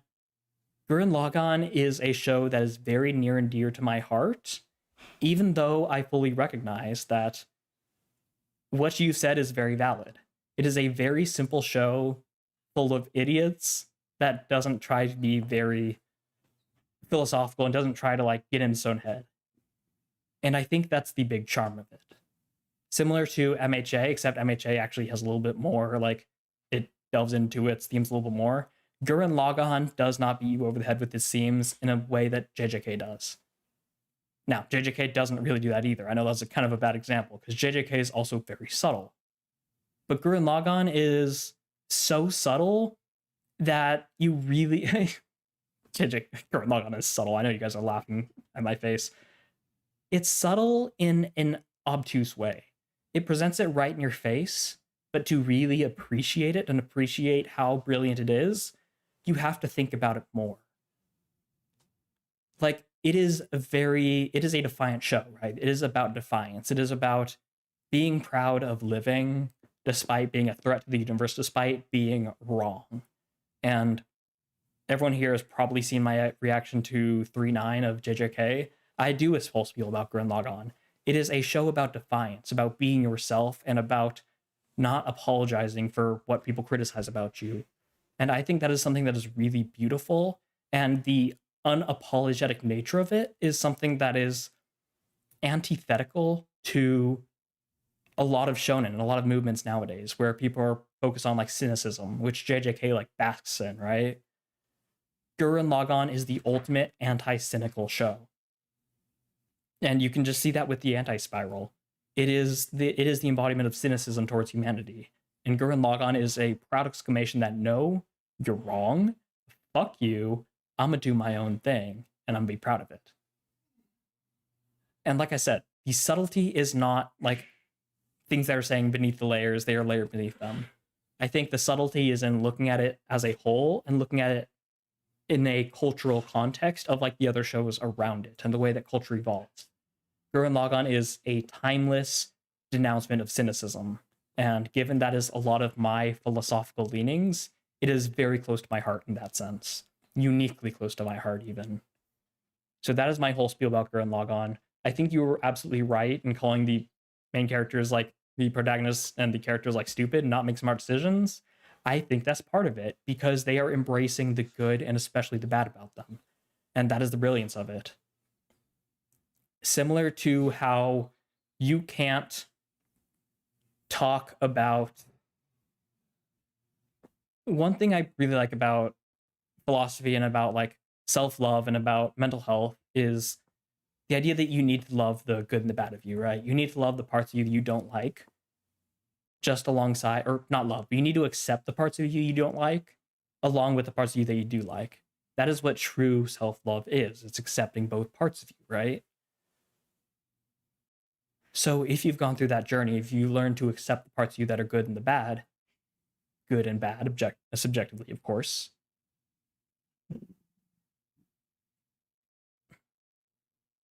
excuse me.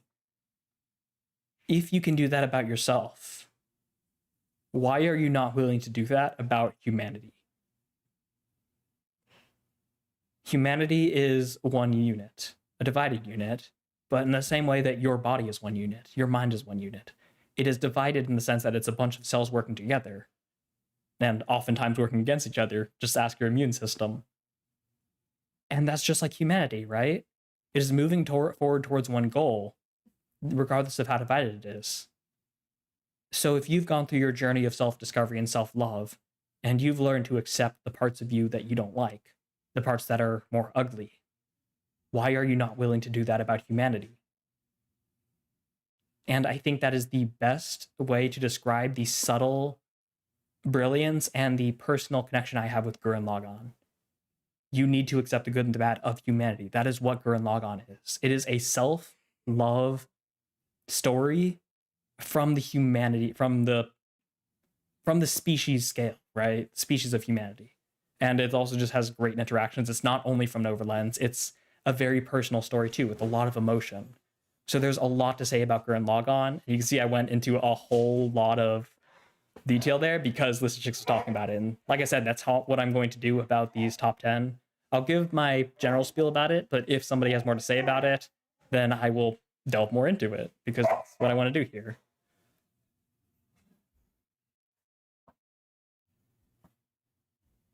Retro Capital. I do think Gurren Lagann does have some complex elements though, like Rossiu and what he did with Simon. Yeah, exactly. There is more about it than meets the eye. But I think the thing that speaks most to me, or there's more about it than speaks the eye, than meets the eye, and there's a lot of the best parts about it, and the parts that speak to me most are the parts that do meet the eye, the parts that are obvious. I think the tale about self-love, about humanity self-love, is the most powerful thing. And yes, you're very right. There is also a lot of stuff to delve into, like with Rossiu, yeah, and with how people are divided yet together. I think it is a great commentary on that without lingering on them too much.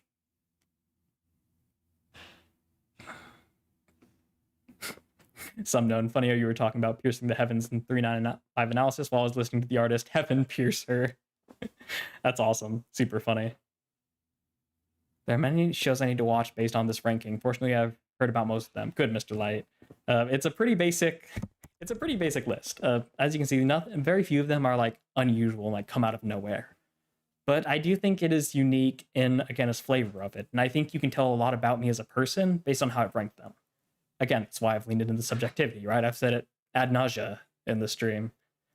I'm leaning into it, and hopefully you can glean a lot from me.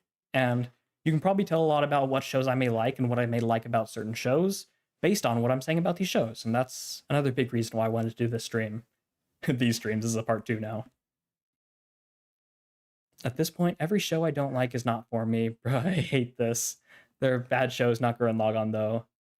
Yeah, List of Chicks, and that's fair. You don't have to like a show because people like it, right? You don't have to... You shouldn't feel obligated to like a show just because it's good. Like, that's me for shows like Parasite, and to a degree, JJK. They don't speak to me personally, but they are masterful shows. I'm willing and comfortable holding both ideas simultaneously.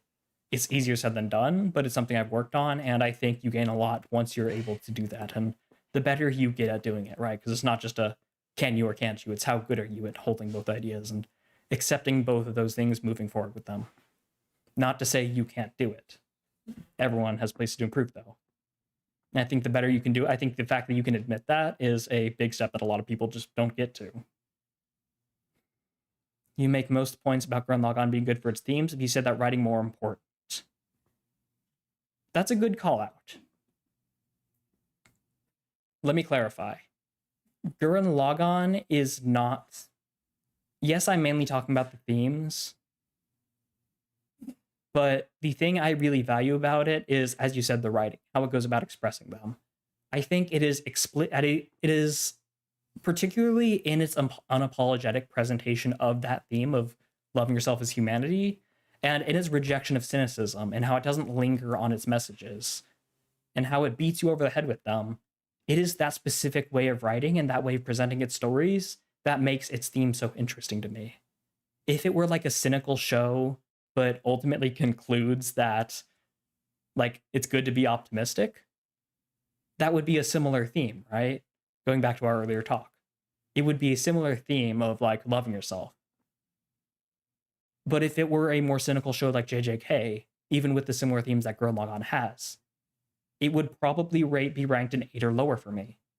It is explicitly in its defiant attitude and its beat you over the head tone that makes its theme really shine. It is in its specific writing that makes it shine. So, yes. Thank you for helping me clarify that. Its themes are really good, but it is its execution, it is its writing that earns its spot in my top 10 as a 10. Yes, Retro Capital, writing and themes are very connected. I think you might have not been there for earlier, but me and Listochicks were talking about themes and writing, which I find more valuable. And we both agree that writing is infinitely more valuable than themes because there's no such thing as original theme. We shouldn't even worry about trying to find an original theme. What really matters is what you have to say and how you go about doing it. The writing is the execution, right? And that's all that really matters. How well are you able to convey your thoughts? So that's why writing is infinitely more important than themes. And that's my TLDR of what we were talking about earlier. Max Godard is back. Welcome back. Here for another like half hour. So hope you're able to stick it out until the end here. You made it in just in time for the good part because we're getting into the top 10. Well, we're delving further into it. We have to talk about Railgun someday. Max, I would love to do that. I love Railgun. I really do. I really, truly do. One can like a show for its best strength and ignore its other flaws. One of the reasons someone can say a show is not for someone else. Yeah, you can like a show for its best and ignore the flaws. Mr. Light, you're familiar with my frequent reactions. You've heard a lot of my thoughts on it. I think it was my season 1 episode like 9 or something like that. I really went in depth with it. I think you should not. It's better to not like a show for its best strength and ignore its other flaws. It's better to like a show for its best and recognize its flaws. I think it is better to. I think the more you can criticize a show, like for Gurren Lagann, I can absolutely criticize it. I think its characters could be a little bit more in depth. I think it could explore its world a little bit better. I think its story could have been a little bit longer. I think it could have focused on Ross Yu, honestly, a little bit less. There are all these different criticisms I can levy at it. And I think the more you can levy criticisms at a show you love, the better proof it is that you love that story. And like again, if you want to see my in-depth thoughts about that, really look into my frequent reactions. I dive in that a lot more. Yes, I said ignore as a matter of taste. Yeah, fair enough. Fair enough. Retro, I might have missed this part, but what's the anime you hate the most? What's the anime I hate the most? This might be a technical answer, but if we're talking about the anime I hate the most, I actually have one geared up, but I'm forgetting what it is right now. Oh, I'm blanking on it. No, I think the anime I hate the most is Fate Stay Night. The original, like I think 2010. Or it might have been like 2006 or 2008. Fate Stay Night is the anime I hate the most because it is the only wrinkle when I'm telling people what order to watch the Fate franchise.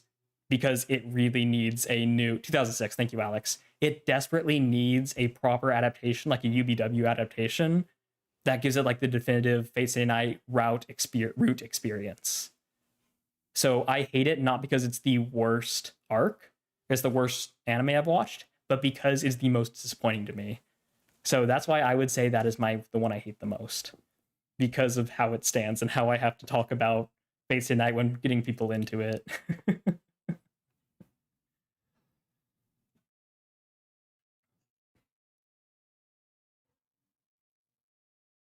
List of Chicks thinks his opinions about media are more objective than I think everybody else here. I'm not going to touch that too much. Rewind if you want to see my opinions on what is objectivity, but I disagree with that. I think it's valid for you to say that. I respectfully disagree. I think you're wrong. There, you want me to be more direct, right? I think you're wrong. You are wrong. But you're allowed to have that opinion. How'd I do? Ooh. Max Godard, Zero, UBW, Heaven's Feel, and SF. I think that's the like sequel, right? That was the, I forget what that stands for, but it's like what goes after Heaven's Feel. Oh, so you're basically saying to watch Perfect for Anime Onlys. I actually disagree. I think you would enjoy Zero so much more if you know UBW first. Well, Strange Fate. Thank you, Max Godard. I haven't watched that yet, so I can't comment on that. I know a lot of people really like Zero than UBW. I disagree. I think Zero is not where you should start Fate because it is written as a Greek tragedy. It is written in the way you assume you know how it ends. So if you watch it first, even though you very much can, it's written in a way to be like something you can start with, you lose the most important aspect of Zero, the thing that is most powerful about it, which is its Greek tragedy element. You don't know how it ends, so you don't get to have that Greek tragedy. You don't get to be terrified of how it's going to end because you don't know how it's going to end. And Zero was written from the perspective of someone who knew how it ends. So if you watch it first, you miss that. You miss the best part about ReZero, about Fate Zero. That being said, I think you should watch Zero before UBW, because UBW was animated in the sense that you've already seen ReZero. God, I keep saying that. In the way you've already seen Fate Zero. And I'm going to start getting on a rant here, and we need to get off of this because I'm going to have to make a separate stream about the Fate franchise. This is why I say Fate Stay Night, the anime, is the most frustrating and the anime I hate the most. Because the proper watch list for Fate should be Fate Stay Night, Zero, UBW, Heaven's Feel. That is how it should be. UBW, you lose a lot if you've not seen Zero before it. Zero, you lose a lot if you've not seen the main series before it. So if there was a proper adaptation of Fate Stay Night, that would be like the definitive way of watching it. Fate Stay Night, Zero, UBW, Heaven's Feel. And then you put Strange Fake in there. You can put it there if you want. I haven't seen it yet. All the different like side stories. And I think Strange Fake is, I'm pretty sure it's like a side thing. You can watch all those as you want them, but those are the main ones. Max says Zero is an amazing introduction to the world of Type Moon. It is. Yes, that is true. I won't invalidate that because that's just true. And I think you can agree with me that as an intellectual, Fate Zero's strongest point, like I said, is that it is a Greek tragedy. It is that you know how it ends.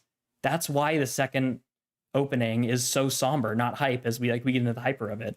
This is not a story where you're not supposed to know how it ends. You are supposed to know how Fate Zero ends. You're supposed to know, Mr. Light saying he hasn't done it, so I'm not going to spoil it for him. You're supposed to know the horrible, tragic, miserable ending of Zero before you start watching it. You're supposed to know who Kide Kotomine is to watch the decline. I'm not saying you can't enjoy it if you don't know it. But you lose so much from it if you start with it. So that is a hill I will die on. I will slay myself on it. I will never agree that Zero is where you should start because you lose that tragic element. Not the tragic, it's still tragic, but it's only tragic and not a tragedy, right? Because a tragedy is something you know is going to end badly. It's only tragic if you watch it first. List of Chicks, I think you already ran out of time. I still have 15 minutes and maybe a little bit longer. We'll see how it goes, but I'm not out of time just yet. I'm pushing for it.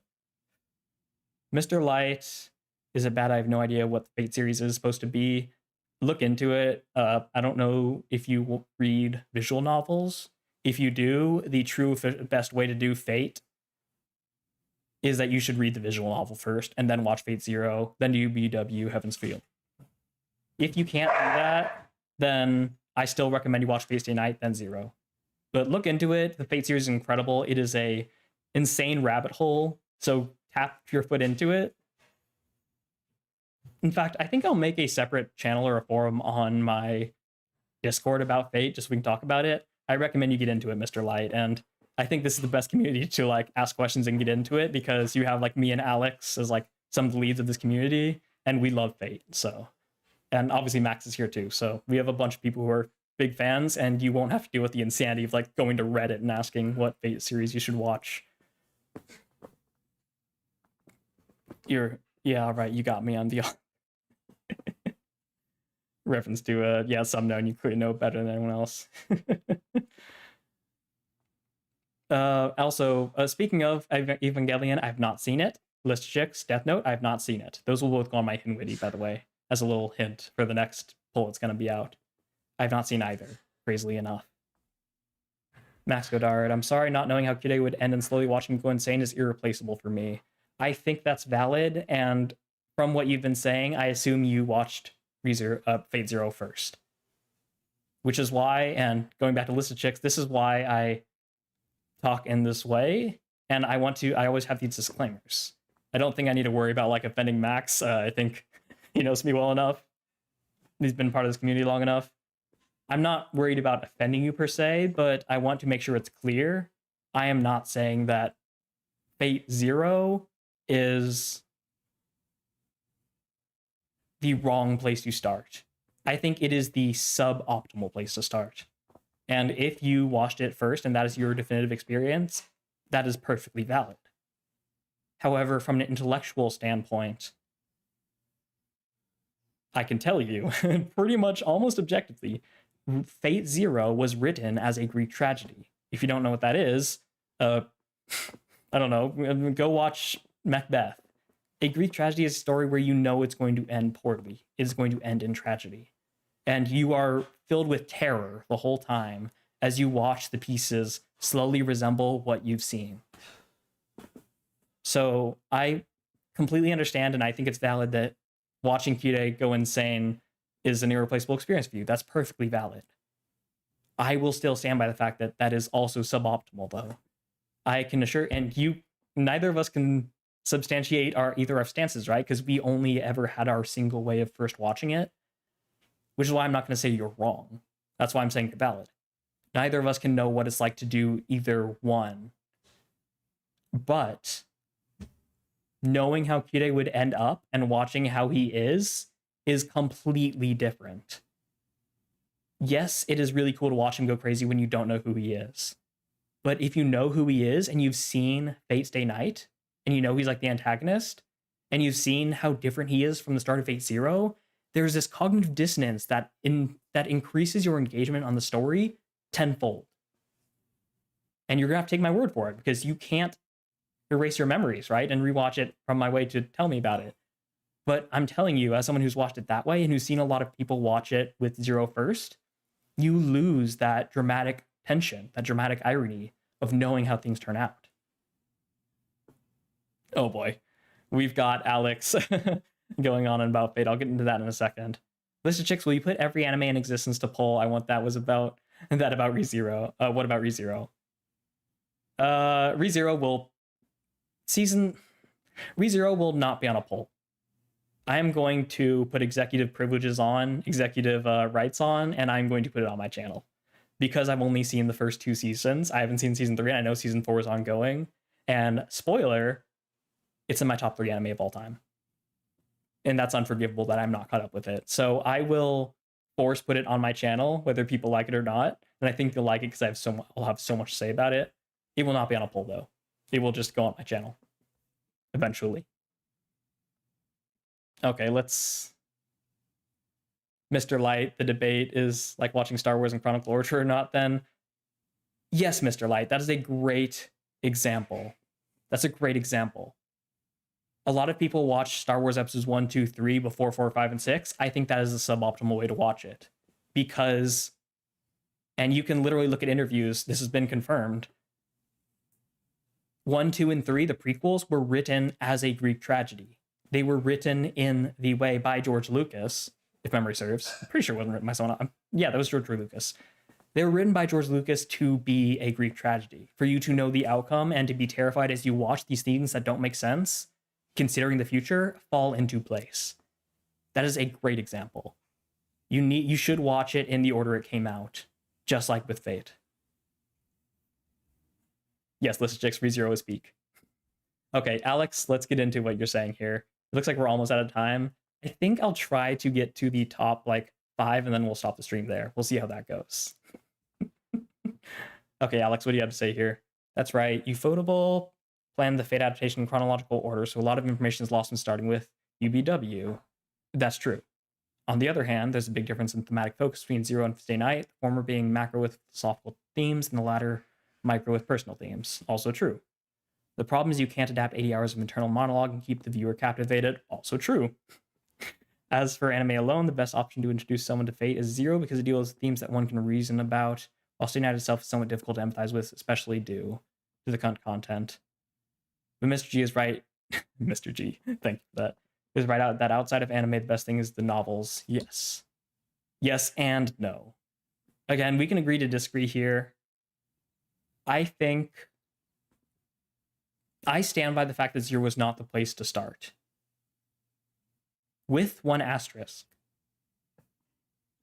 Fate Stay Night as an anime is a little hard to watch. It's very slow, and especially with today's attention span, a lot of people won't get through it. So if you have somebody that you need to like hook them on something, and you have to choose between Zero or Unlimited Blade Works, because those are basically the only two things to really choose to really hook somebody, which is why Stay Night needs an adaptation, I would say Zero, then Blade Works, I guess, by a very small margin. And even then, I might not. I might still say Blade Works before Zero, because I truly do stand by that. I think one of the best things about the Fate franchise is the Greek tragedy of Fate Zero. And while it is engaging and a great story as it is, again, I cannot tell you the magnitudes of appreciation for the story lost if you don't watch Fate Zero as a Greek tragedy, as it was meant to be experienced. So, Alex, I appreciate that take a lot, and that does add a wrinkle to my watch order and what I would recommend. But also, if I were recommending someone, like, I need to like hook them with Fate Zero, I don't think I'd just recommend them shows. I don't know if I'd talk with them. Not to say I don't associate with normies who don't think critically about anime, but I don't like associating people who spend all their day on TikTok and have no attention span.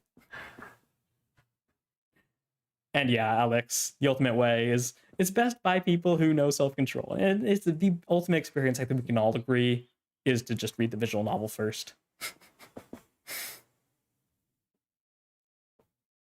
Mr. Lies intrigued, he'll look into Fate. Good. Be careful when you look into it, though. Better yet, let's talk about it on the Discord. I'll create a separate Discord channel explicitly for Fate. I'll maybe make a whole forum about it. We'll see, but we'll talk about it more on there because we don't have time here. List of Chicks read arc 1 to 5 about ReZero the novel. Don't worry about your poor communication. I think mine is as eclectic as yours is, so don't even worry about it. God, Max, the best way is to read the Type Moon wiki. I'm not even gonna comment on that. But yeah, List of Chicks. I think I've read like the first book and a half of ReZero. I wouldn't say it's better than the anime. I think they're both very different. I think it has to change things to adapt it, but I think they are both incredibly valuable in their own ways. I know the anime loses a lot when it adapts to the novel, as things inevitably do, so I think there's a lot in the novels that you can't replace, but the anime adapts in such a intentional and creative way that I would not be comfortable saying the novels are better than the anime. I think they are very different experiences. Mr. Light should be able to join the Discord next week. Awesome. I'll be looking forward to that. This week, I'll have to start that channel and get the conversations going so you can look into it yourself. And hopefully we can help you so you have to do minimal research outside of our community so you can keep in our echo chamber, in our padded room, but also so you don't like end up spoiling yourself and seeing things you don't need to see. I think Alex, me and Max Goddard, and maybe some other people in the IPPC can give you all you need to know to get like started with Fate, and we can like drag you into our community and you will never escape because it is quite the rabbit hole. Okay. We are so low on time. Let's move on. Number 8, Kaguya-sama Love is War. This is pretty much the only comedy show I think that I've seen that is better than Konosuba. And that is entirely subjective. I know no end of people who will like Konosuba more than Kaguya. But Kaguya is unique and distinct from Konosuba in that it is uniquely dramatic. And yes, there's a little bit of a pun there for those who've watched it. The first opening is Love Dramatic. It is very dramatic and it uses its humor to build out a heartful story that will make you cry at least once every season. Okay, I should stop talking like that. It made me cry once every season. It didn't make me cry in the movie, but the movie was really good. Kaguya-sama is a poster child of the most valuable thing a comedy show can bring to the table that no other genre can. Comedy shows are unique in their ability to bring you for the laughs and keep you for the tears, because you don't expect to cry, but a truly good comedy story will bring comedy not by telling jokes, but by having genuinely funny human interactions. as humans, as fellow humans, I can agree that 98% of us are, we empathize with human interactions.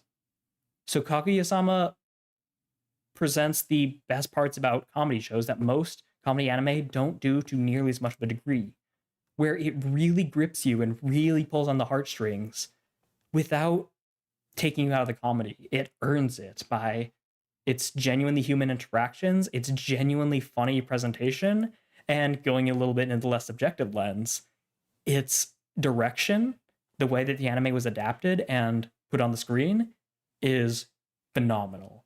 It is one of a kind in a very unique way. And what's even more one of a kind about it, just a quick aside, it's dub. It does dub in the way that pretty much no other show does, that more shows need to do, where it becomes an entirely separate experience watching the sub versus dub, to the point where you should watch the sub first and then rewatch the entire show in dub, and you will never be bored because it is done in such a way. So in that sense, the adaptation from the manga to the anime was masterful. The adaptation from the sub to the dub was just as masterful, if not slightly less. Kaguya-sama will probably always be in my top 10 because it is genuinely incredible. Unless the rumors are true and they end up kind of brutalizing it by doing one more movie to finish it off. I haven't read the manga myself, but I've heard they're cutting out so many incredible things. And that kind of breaks my heart. But I'm not going to, that's speculation. We're not going to deal with that. That's a whole nother topic for a whole nother day.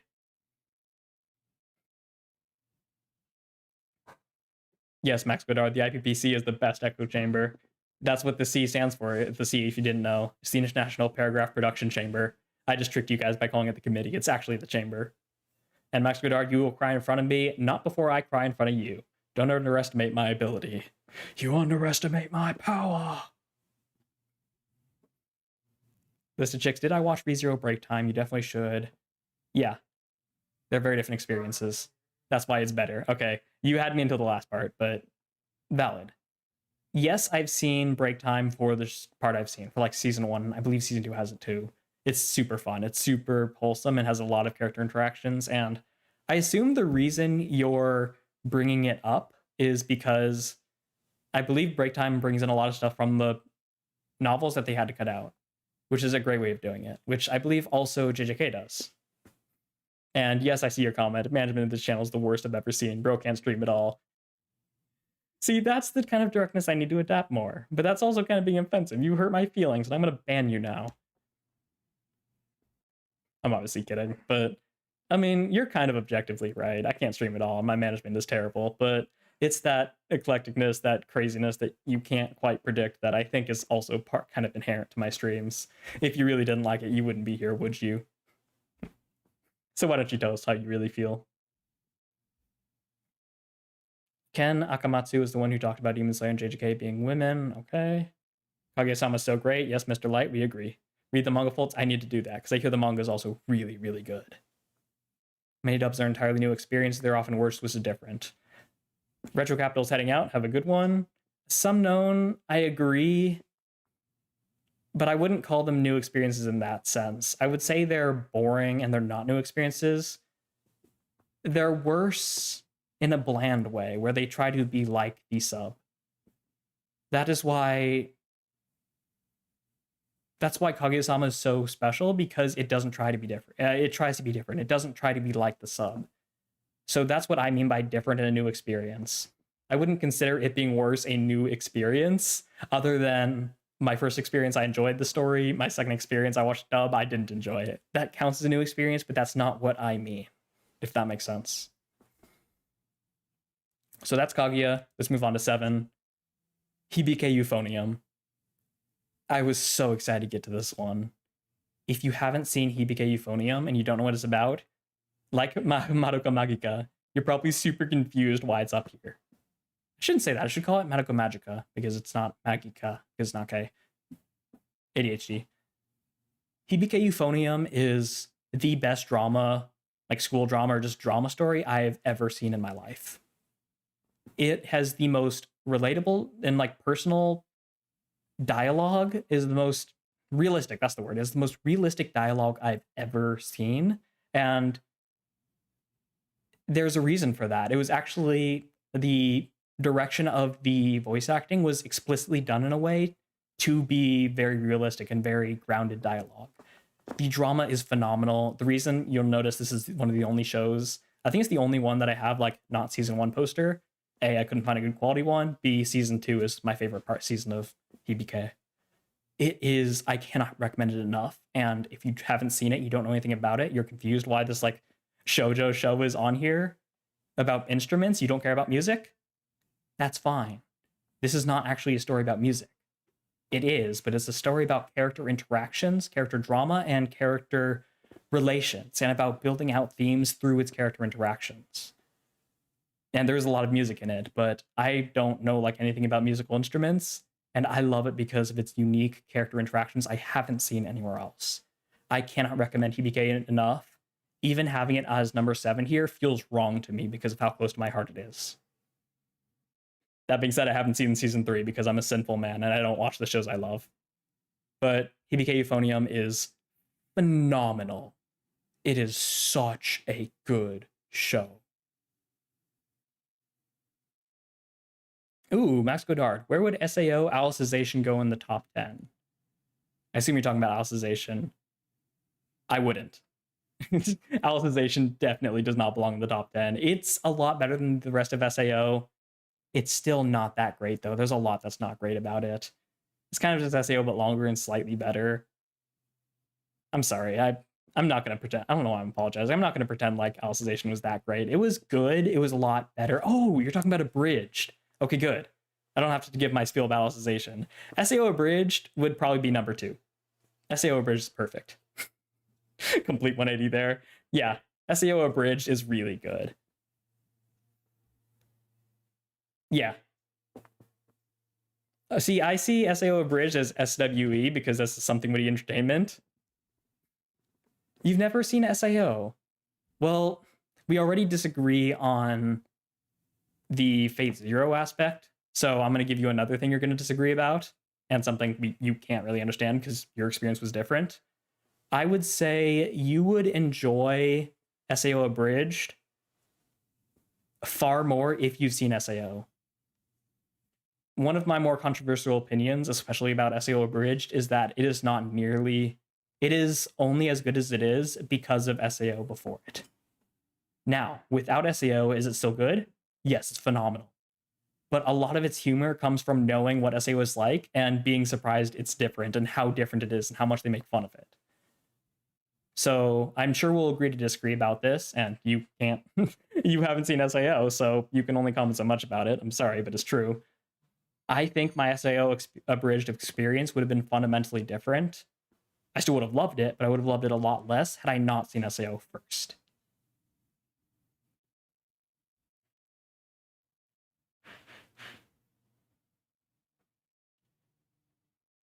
Okay, Alex talking more about Gege being a man or a woman.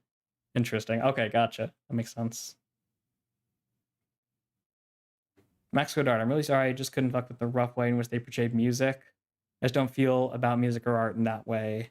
I assume you're talking about PBK. That's understandable. Again, I don't really care too much about music. I don't know how much of HBK Euphonium you've seen. If you've seen all of season 2, fair. If you haven't, I encourage you to go back to it and watch season 2. Because season 1 is even more music focused. Season 2 is really character focused. So if you haven't seen it yet, I encourage you to go back and give it another shot. Because your experience with season 2 will change how you see the show. I won't say you'll like it. I won't say it'll change you from disliking it to like it. Obviously, I can't tell that.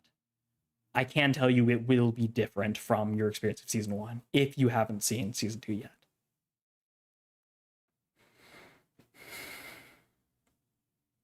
I'd assume so. I actually think it's amazing how good it is despite not having seen it.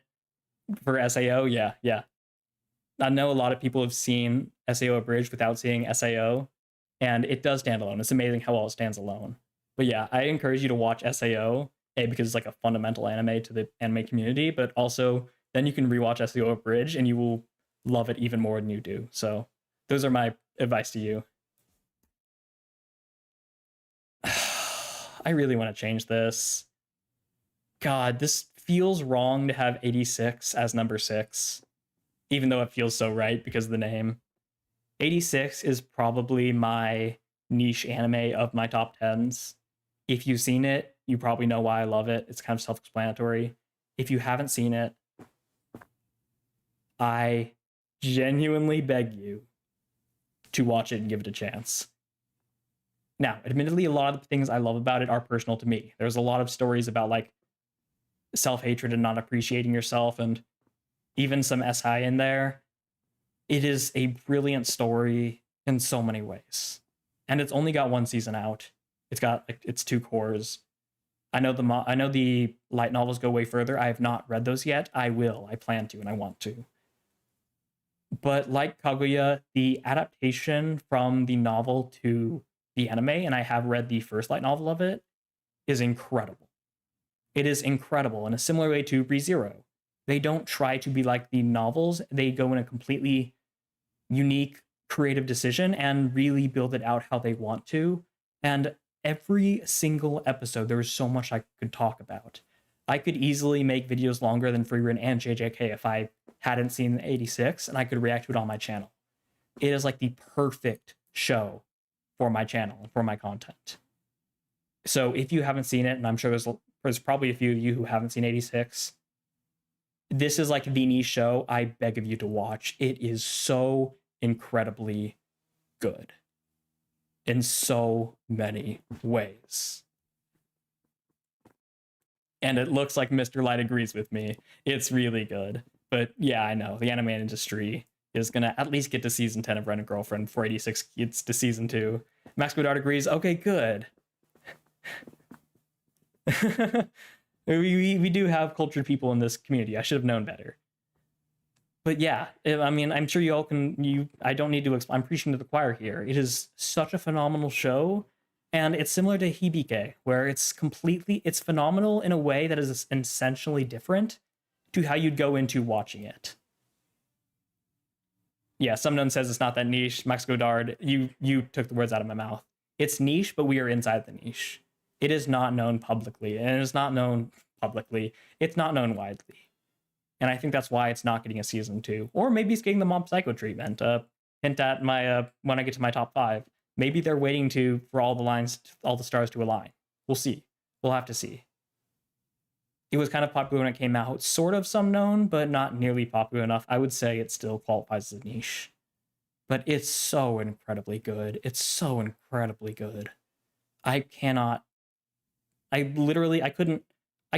do a single...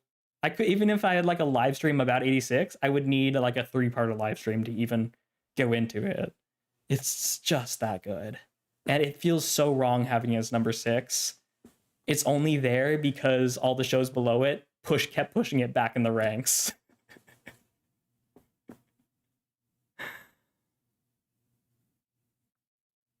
Anyways, yeah, we're inside the niche, so I shouldn't have been surprised. I'm preaching to the choir about how good it is. Mr. Light is kind of show I'd want to call underrated, even though I dislike that term. Agreed on all counts. I hate the term underrated. It's overused. However, 86 perfectly qualifies, I think. Okay, it's 3:10. I haven't been told that I need to end this yet. We're going to see if I can get through the rest. This doesn't have to be a 3-parter. Let's go to our love opening 2. God, don't get me talking about 86. We're going to get into such a... We'll do that in other streams, okay? We don't have time for that right now, but Kyokai Sen is one of my favorite openings of all time. I'll just say that. That's my little teaser for when we'll inevitably talk about 86 in the future. Kyokai Sen is one of my favorite openings of all time. I'll make a list about that later. Maybe I'll make a stream about that later. Maybe I'll do that as part of my God, the coffee's leaving me right now. You can probably tell. My stream about ISO, which I'm planning on doing after the stream about the red button, blue button, I am going to do... Oh my God, my mind is completely fading away right now. I guess 3 hours was the limit for today. What was I even talking about? Oh God. Oh no, I'm losing it. Oh right, the streams. So blue button, red button is next. Then I'll do one about ISO. And I'll probably attach onto ISO. I'll make a list of like my top 10 or so anime openings, and we'll just add that onto that. So that's a little bit longer. 2.1 part or some known. We might do that. I love Avid. Avid is so good. Overrated is more than hated, more than underrated. Yeah, I agree with that. But yeah, Avid's incredible. I like it more than the second ED, but we're getting into 86. we will get into that later. Trust me, I have so much to say about 86. And we can't get into that here. Okay.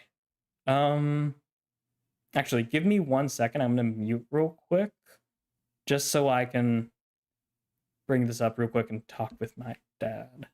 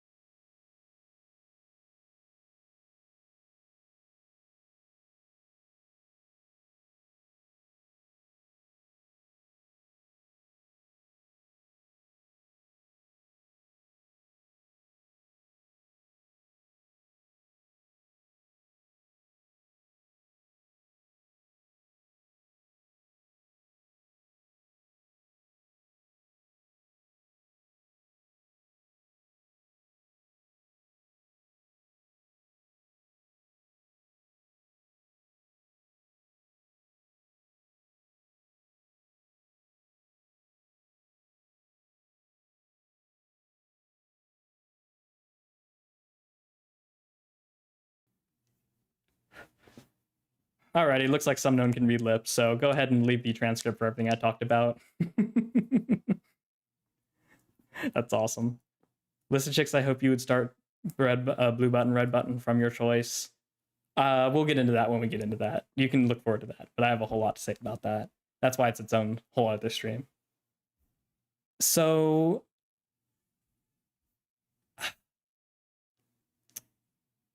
my dad is going on a run. I have to look up tickets. Should I keep going or should we save the top 5 for another stream? Should I push it back a little longer? I'm going to leave that up to you guys, actually. You guys tell me. And in fact, I don't think there's like anyone, like there's like 5 people in this stream, so it's going to be a really stupid poll.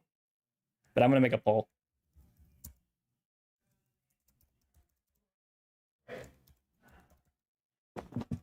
Hold on, I need to, my mic is in the way of my keyboard.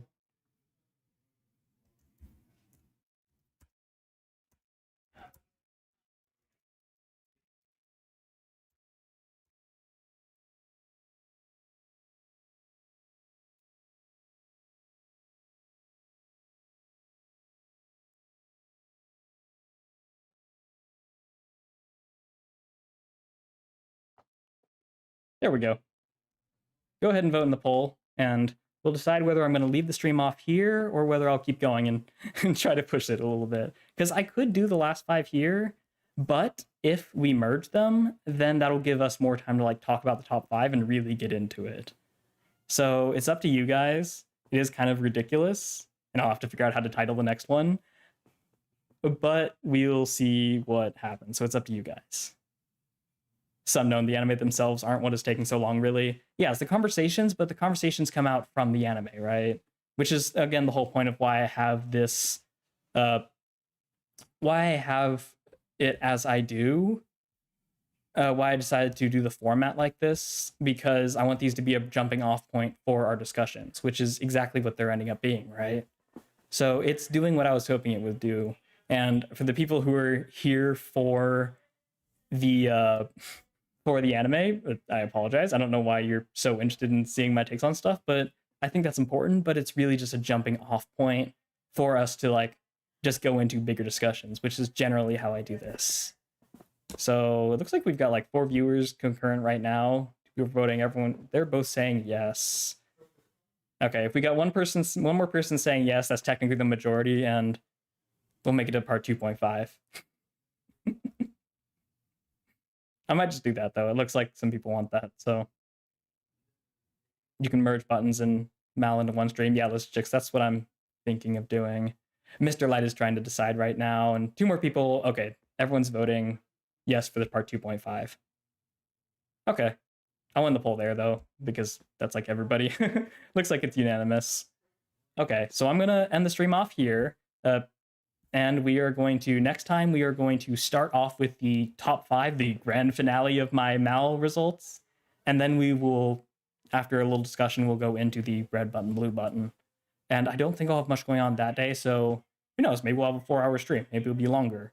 Or maybe the red button, blue button will be a lot shorter than I thought it was. I don't think it will, though. I think I have a lot to say about it and a lot of materials to prepare. So I hope you are looking forward to that. Thank you all for watching. Thank you all for being here for the 3 hours. I know a lot of you have been here for the whole time. So thank you for watching. I really appreciate it. Thank you for participating. And I hope you enjoyed it as much as I did. And I hope you enjoy this format. Let me know what you think of whether you like these more unstructured ones or whether you want me to go back to like what I did for Yuaka no Uta, where I have it more structured. I like this more unstructured version though. I think it's more fitting for the live streams. So let me know your thoughts though, and we'll go from there. But until then, Sumnone's going to work on his music analysis. Have a good evening. Yeah, thank you everyone for being here, and I hope to see you in the next one. And until then, actually, before I give off my send-off, Sumnone, Mr. Light, Listed Chicks, Alex, I think these are the 4 people here. Thank you for being here. I had to give you all shout-outs. So until the next one, have a lovely rest of your day.